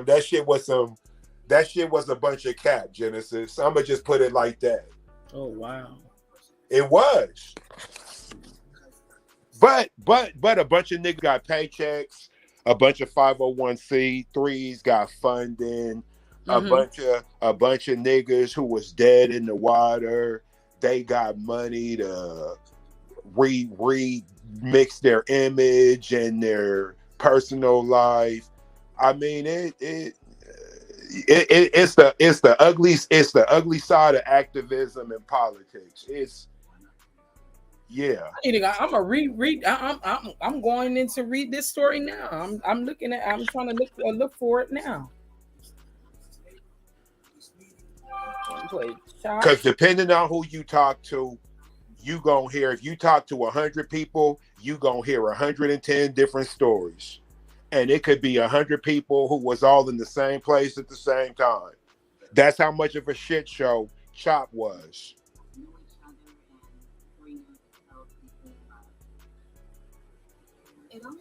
I definitely want to unpack that too. Listen. Here's what happened. They had the police there. That was the common enemy, right? Okay. Me and Dr. Hood from the CD, the East Precinct, then was some of the worst cops in the state. By far. Period. Easy. I don't care where we go. All right, so cool. That was the common enemy. Well, guess what they did, Genesis? Wow. Have you ever seen a police station close in the midst of anarcho repercussion? No. Well, they did it here. That's what happened here. They shut the police station down.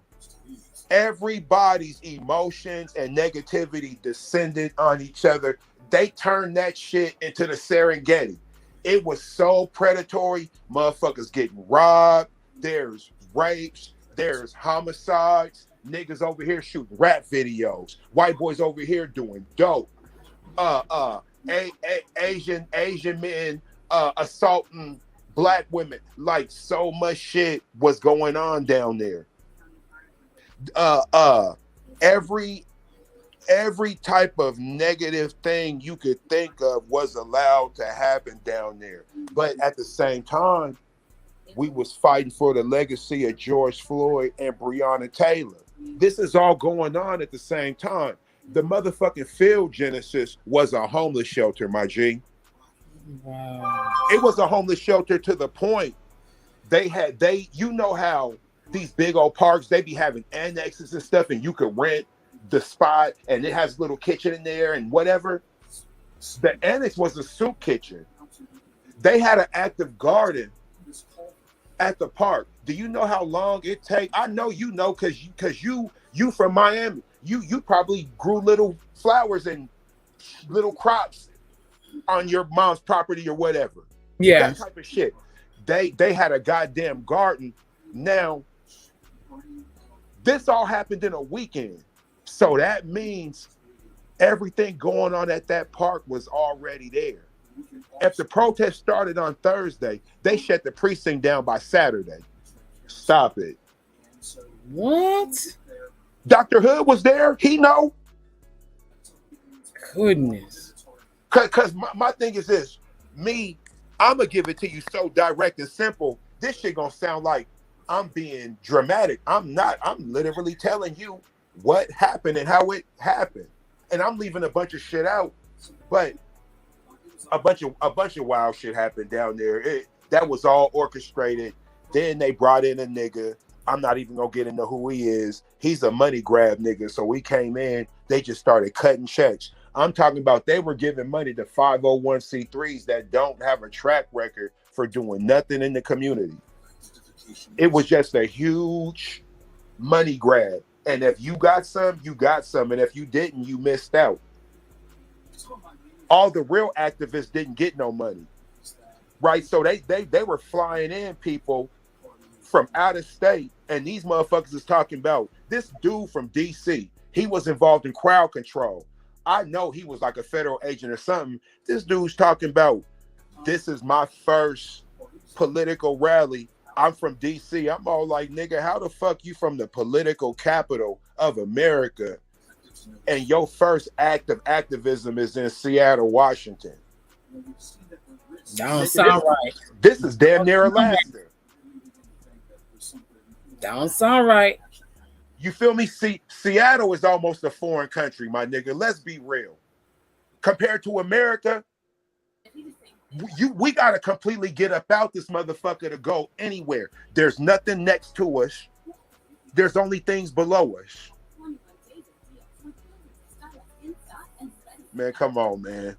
Chop was some wild shit. Like, so that's why you don't see no police. And all the top officials, they all got severance pay. They all got a bunch because all of them was crooked. See, this SPD was under investigation by the feds for brutality. You know, even our internal affairs is crooked here. Dang. Seattle Internal Affairs was under investigation, Genesis. Now look that shit up and see what done happened, because they had cases on all that shit. It was in the paper. I don't hear nothing about it now, so that shit was a cover-up, my nigga. I don't care. I don't care what nobody say. We got a new chief of police.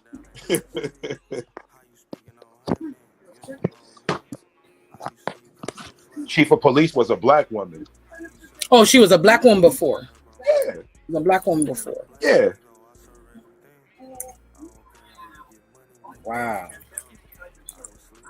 Yeah. No, it was wild. We definitely got to pull up some. I know they got a bunch of YouTube. I just want to learn a lot of history because I've been learning a lot. I've been wanting to get a lot of information because I just noticed certain things, and I just be like, why is it like this? Why is it like this? You know, I try to do my research, of course, but then, well, and still, you know, hearing it from y'all, then, you know, say you get a perspective as to what really happened during that time, you know, as to why things are the way they are now.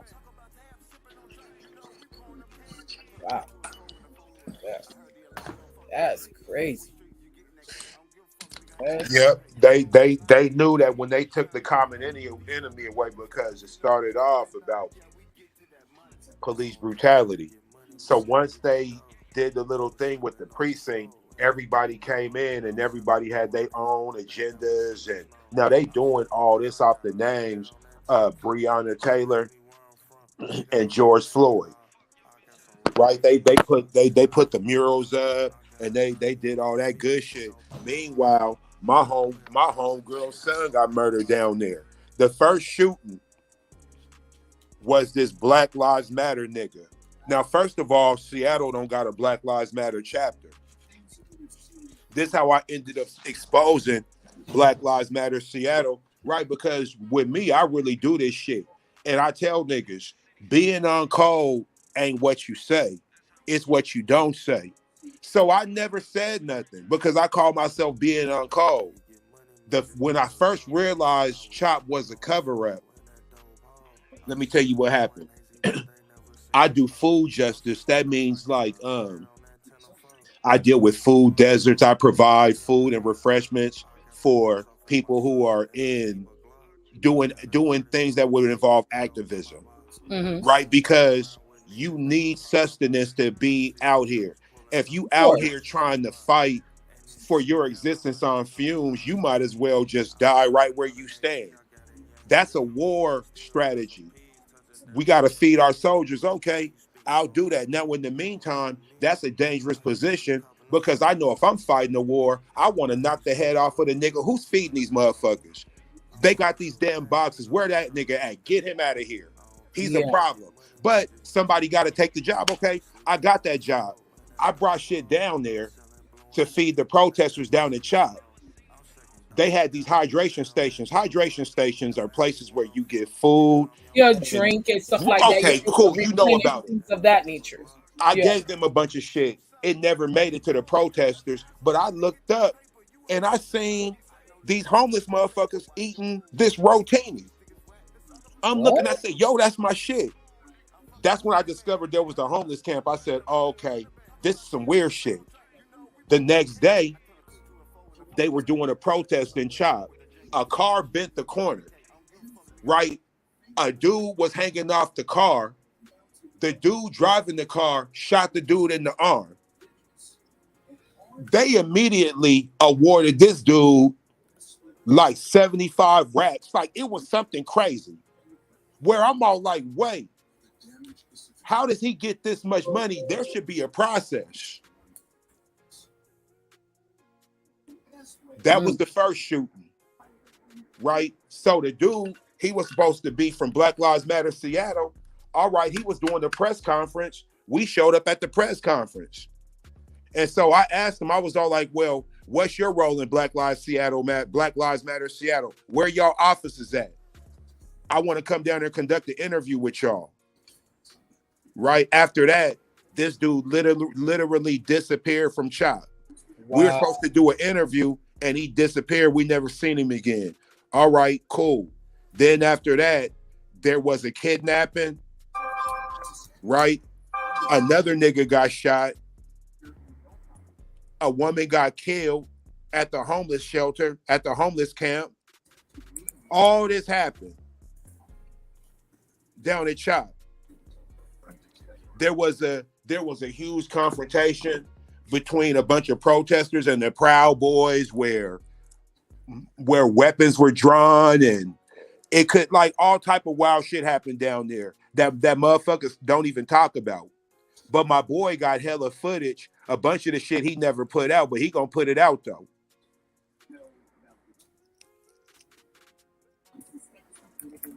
Oh, wow. And then the mayor, because see, the thing is that they were able to dismantle Chop in 3 days. The same way it got put up in 3 days, they dismantled it in 3 days. Once they said y'all couldn't be here, then niggas wasn't there anymore. So that means that they could have been got everybody up out of there.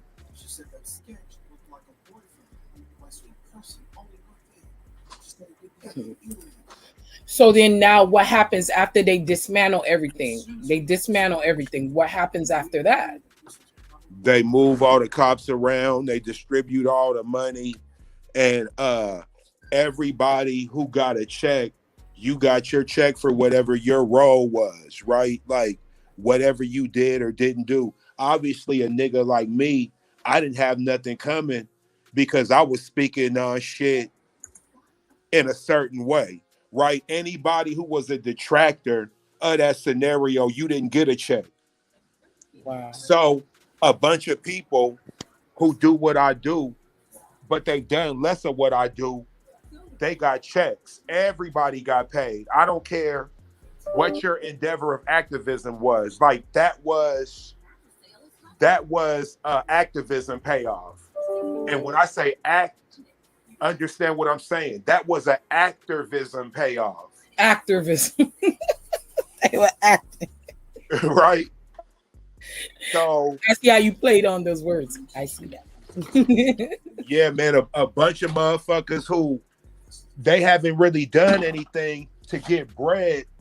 They all got bread. Like you, if you notice, you don't really hear no criticism of that situation. Right? my homegirl Donita, don't nobody want to talk to her, and she was the one that really raised the little boy.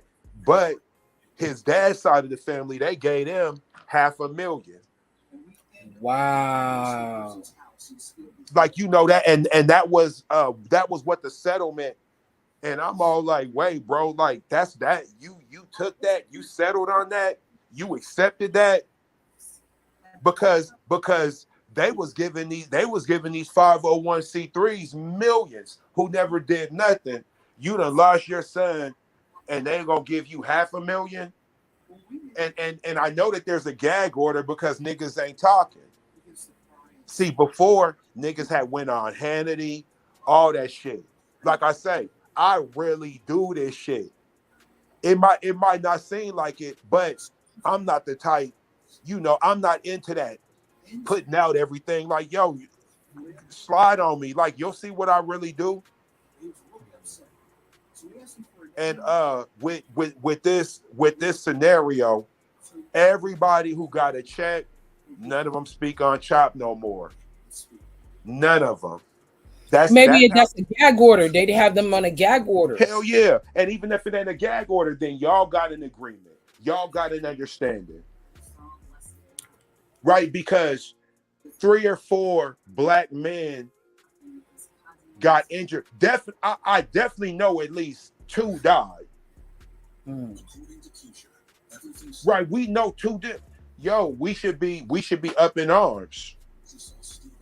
And the one person who's ready to raise some hell, which is Donita, for whatever reason, she can't, ain't nobody putting her on the airwaves. As a matter of fact, you know what, Dr. Hood, we need to do a show and bring Donita on. Wow, that would be pretty amazing. As a matter of fact, because I already talked to Donita, she said she would do it, but I wanted to get a few shows in before we really took that route, because when you get into these type of conversations, these aren't, you know, these are very serious conversations that could actually, something could come of it, as far as there being like some sort of problems, because see, they be trying to make this shit go away. But we definitely need to talk about that, because here's what's so cold. There's entities that work within the community that the person who killed her son, there's niggas doing community activism, 1 foot in the street, 1 foot out of it, who knew certain shit. And instead of being loyal to the new movement, you loyal to the gang. Right? Like to me, when you make certain decisions, when you decide, I'm changing, I'm no longer this, I'm not telling you go around and confess everything you did and get other niggas caught up. Anything new is anything new. New shit is new shit. Shit that I wouldn't do before, man, yeah, I'll do it now. Like I had to tell some niggas at the little thing I did, hey man, bro, I'm gonna keep it so real with you, bro. When you around me now, man, you probably don't even want to do certain things because things go wrong. And I know, nigga, I'll probably tell on you, because when they come, nigga, I'm not going to let you fuck up what I'm doing for the community to be loyal to a nigga who don't give a fuck about what I'm doing for the community. So you come to my shit and you fuck it up, and I know it's you, and something dire happened, yo, bro, I'm going to do what I got to do for my credibility in the community. Just like I would have did it for my credibility in the street. Right? Ain't nobody going to believe in me as an activist. And you're right. And I'm sitting there like I don't know nothing. Yeah. Man, I got a choice to make, bro. Yeah. So, but I will give you the heads up, man. You can't even trust me like that no more, fam. So you can't even trust me, nah. Man. You know what I'm saying? Like, go, man. You, bro. I've been knowing you since you was a young nigga. I know what you own. But listen, bro, I'll fuck around and tell on you, bro. Don't do nothing around me, bro.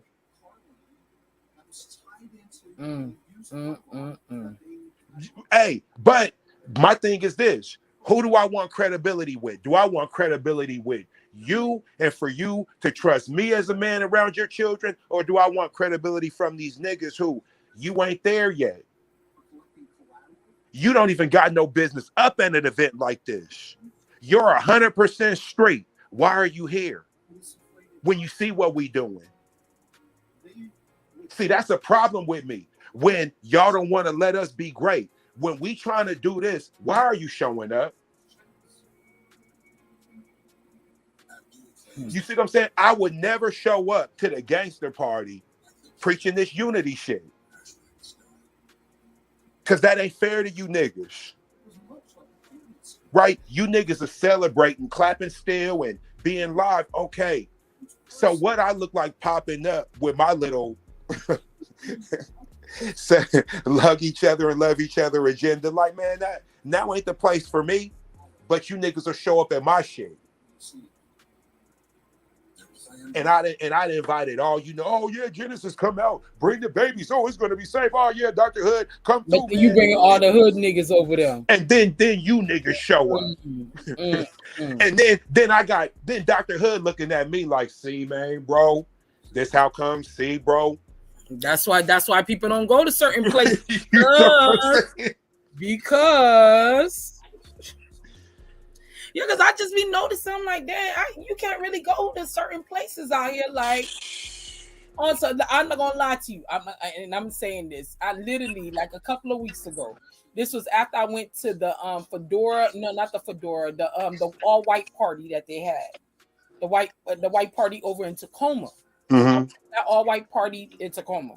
Good times, great times. It was chill. Everything's great event. Awesome.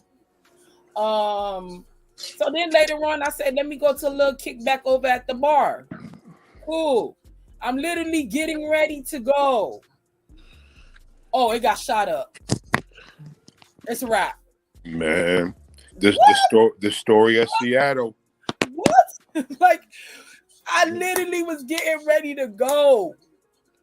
The man. I know you talking about this in Tacoma, but that's the story of Seattle. Seattle has the worst after hours nightlife. I mean, maybe not America, but shit, it's pretty bad.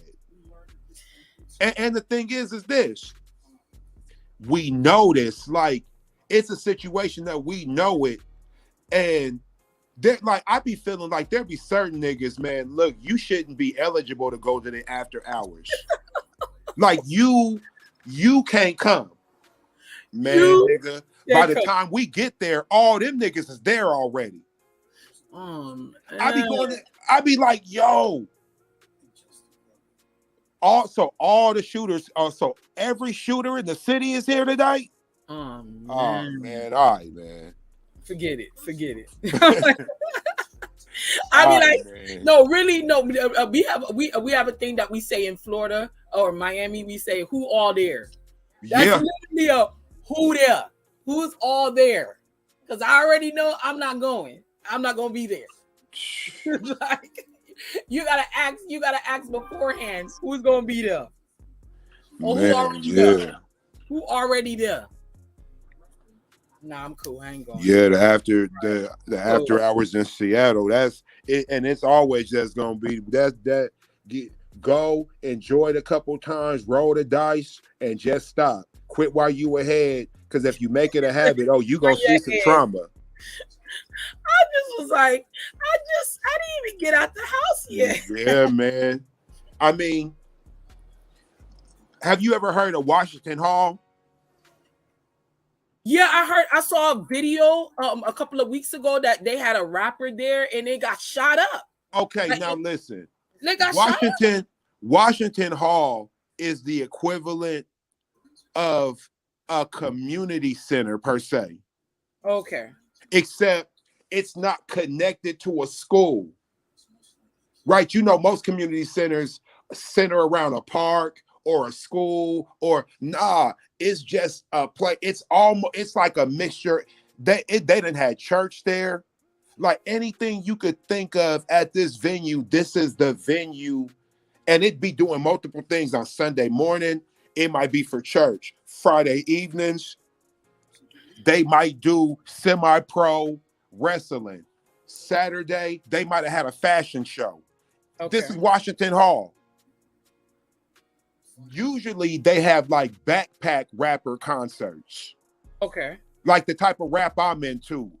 Like I'm a rock to the rap. Like, you know what I mean? Like that type of rap. Mm-hmm. Lately, they've been having this drill shit or this Bay Area player shit like Filthy Rich and all that. Now, this ain't the biggest venue, but you know the type of crowds these motherfuckers command and the type of energy. Genesis, they got a parking lot with less than 40 parking spots. And they're having B-level rappers, like well-known rappers, have shows there.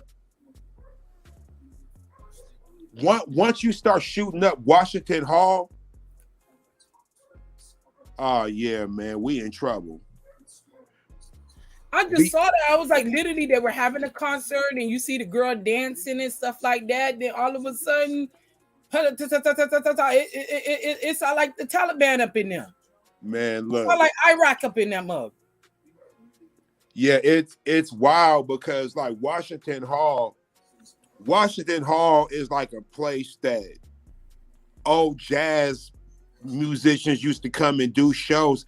Like Washington Hall is where we had the Black Panther 50th reunion when all the Black Panthers nationwide descended on Seattle and whatever.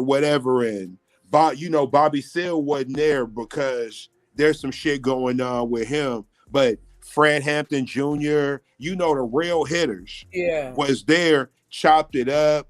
It cooked for these niggas, interview. Like, this is the type of place that just ain't supposed to be getting shot up from inside. Right? See, back in the day, you couldn't have shot up Washington Hall and not got caught. Between the police and the community, you're not doing that. This is Washington Hall. See, now you can shoot up Washington Hall. What Chopped helped usher in is insanity, lack of order. Right, because there used to be some order in the way things went. Now, all that's taken away.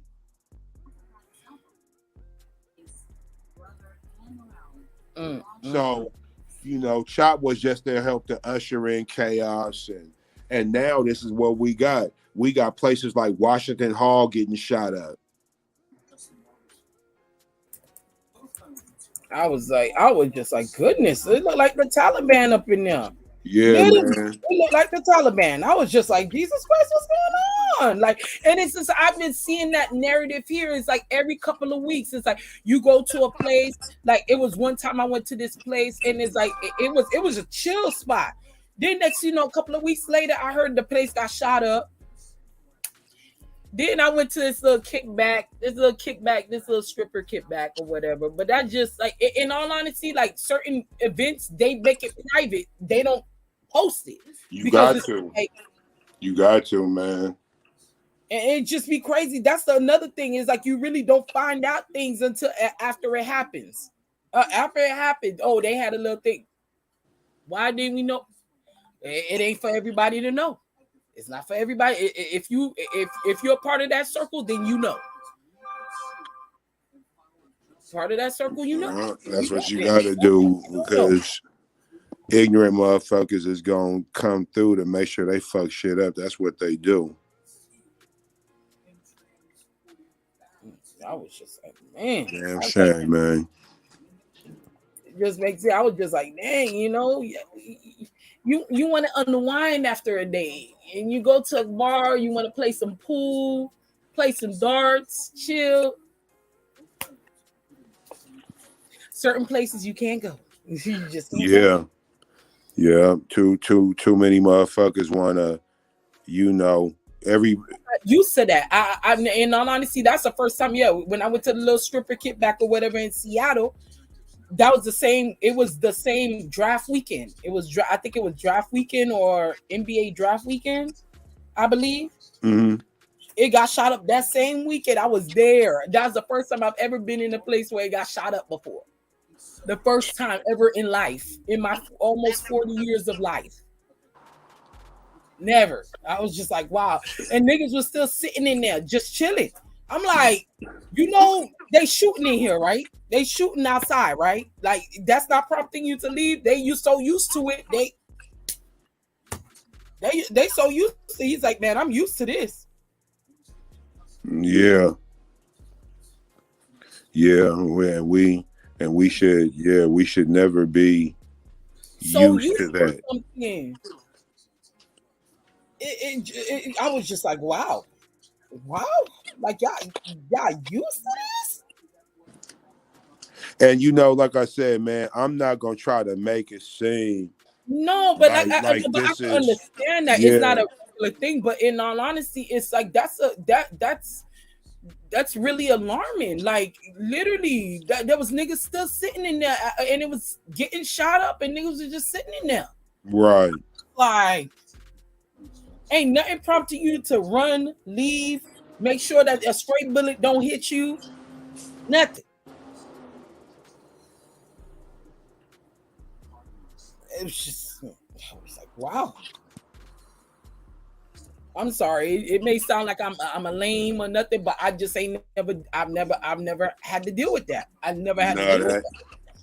That absolutely makes sense. Like, yeah.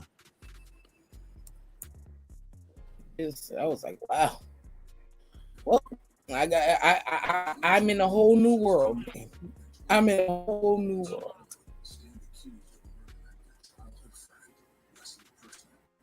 Goodness, I was just goodness. Sorry, guys. I don't know. It just surprised me. Completely surprised. Well, I think a lot of people, when they first come here and they just see some of this bullshit that happens, it's surprising because, I mean, I don't think anybody's moving here for that experience, right? Like, usually people are moving because that's the experience they don't want to experience anymore. Mm-hmm. So, yeah. It's like for me, because I always thought, saying coming here is coming here would just be a different experience for my kids, because it's just the fact I have two boys and I'm raising them, and one is in wrestling, and the other one, he's a journalist. He wants to be a journalist. So I'm just like, I want to raise my kids right in the play. And it's like Miami, I felt like, what I'm saying, with all that stuff that was going on in Miami, I needed them to be in a different environment. But in all honesty, everywhere you go is going to be like that. Not everywhere you go, but everywhere you go is going to have its things. They have their things everywhere you go. I mean, like, just with here, I just know how impressionable we can be here, right? Especially our babies and whatnot. So, like I say, it's just one of them things to where, man, it just goes to show how powerful negativity is, because negativity could take away from 1,000 positive moments, right? You got 1,000 people in a venue, everybody on some positive shit. 2 or 3 people decide to go rogue, and then from there they mess it up for everybody. So, because the instinct to survive is always going to kick in, mm-hmm. right? Only lost niggas look at life-threatening situations and say, I'm comfortable, I'm at home. Nah, there's supposed to be a mechanism to tell you, I'm about this hoe. I'm up out of here. Y'all tripping. But it done even got to the point, man. There's niggas like, man, we used to this, man. Man, shit. Hey, you used to it, huh? All right. Because I tell you what, man, they got permanent boxes for niggas. Mm-hmm. And a lot of us ain't even ready. A lot of us don't got the funding for one. We just living the reckless lifestyle to get put in one. You know what I'm saying? Like, shit. Because I tell you what, the street life would be way different. If for you to hop into it, the first thing you got to provide is a life insurance policy. Right? And every 32 days, we gonna check to make sure if you living after 32 days, we gonna check your shit. We check your shit 11 times a year. Yeah, make sure you current. What type of policy you got? Oh yeah, man, you could go be the biggest crip all day. You folks, nigga, GD folks, get out there. His life insurance policy is up, nigga. Go be that nigga. You could be Fluky Stokes or whoever you decide to be. But I tell you what, you need to have some life insurance because when them niggas from the other side catch your ass, we gonna need to pay for your arrangements. Your mom ain't got it. I tell you what, I bet you the streets would look a little bit different. There would still be dummies, but yo, there would be niggas like, wait, hold on, why am I paying into this plan? Man, fuck that, my nigga. I'm moving to another city and just go to. That's what I was saying. You know what I'm saying? I went to I just came back from Hawaii a couple of like a day or two ago. I just came back from Hawaii, and like I had a lady that was in the airplane, and I was talking to her. I chopped up a conversation where and she said she's from Nebraska. I'm like, you know, so I'm thinking about buying a house. I was like, you know what? Let me think about buying a house, stuff like that. Like, you know, over there it's like hella expensive where you at. Like she said, wait, you can find a 3-4 bedroom here for like under 300,000. 300,000. I'm like, so it's kind of looking. What you thinking about moving to Nebraska? Yeah, man, because I'm telling you, like buying a house for 800,000. I don't know if I want to do that. Hey, wait. No, I ain't hating. I don't want to do that. But I gotta say this: I am not hating. You know what? I don't know if I want to do that. Hey, you know about Nebraska, right? What do you mean? In what context? That place ain't that like. They be making it seem like Nebraska's just all farmers and man, shit. Where you about to move? Omaha, nigga?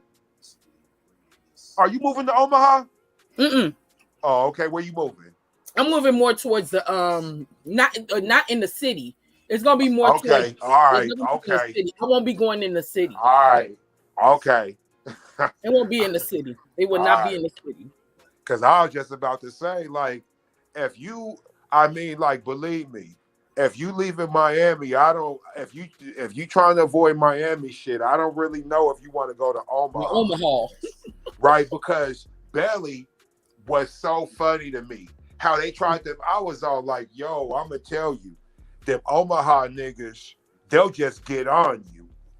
What? Like yeah, like you coming from out of town and did it, like they'll just, they had a whole thing on it back in the day when the LA gangs and whatever was coming to Omaha, and like there was like a crazy ass war between LA gang members and Omaha gang members, and you know, just a lot happened. And you know, like they you know, they got niggas who serial killers, and man, Omaha's a trip. That's a very violent place. But the media make it seem like it's fucking Montana, you know, or whatever. I'd be like, man, Omaha, has one of the worst per capita rates in America. As far as crime, you know, living in Omaha is kind of like almost living in East St. Louis, Illinois or something. Are you for real? Yeah, man.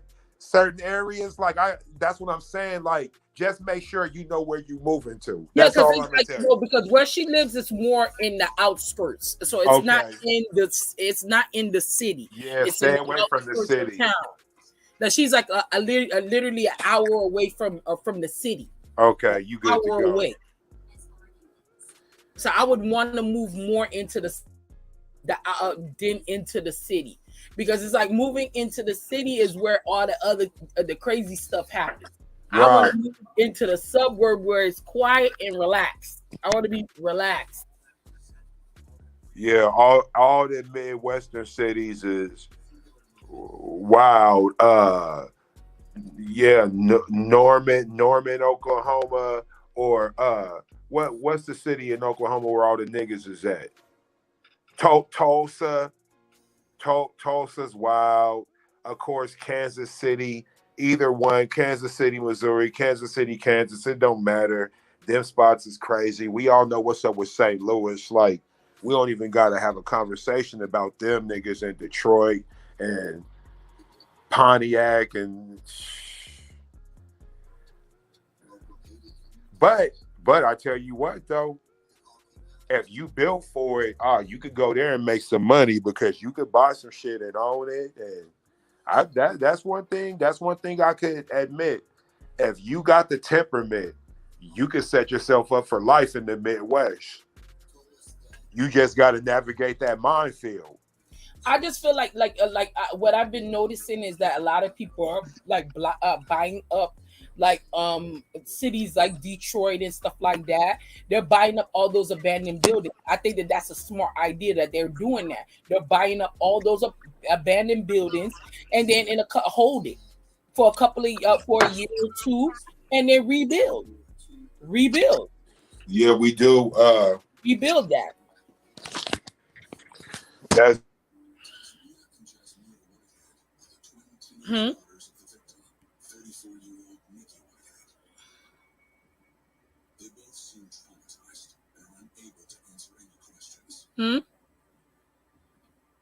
Y'all there? Hello?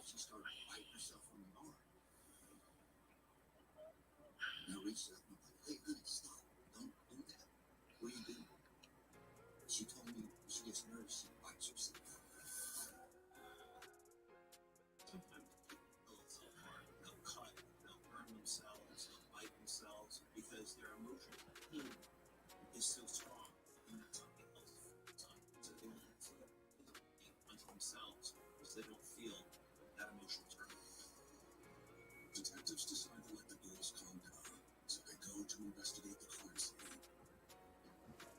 I walk in the house, and I can see on the floor, there's blood all over the floor.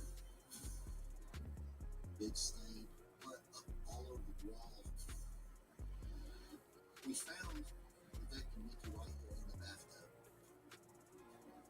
She had a nightgown on, there was water in the tub.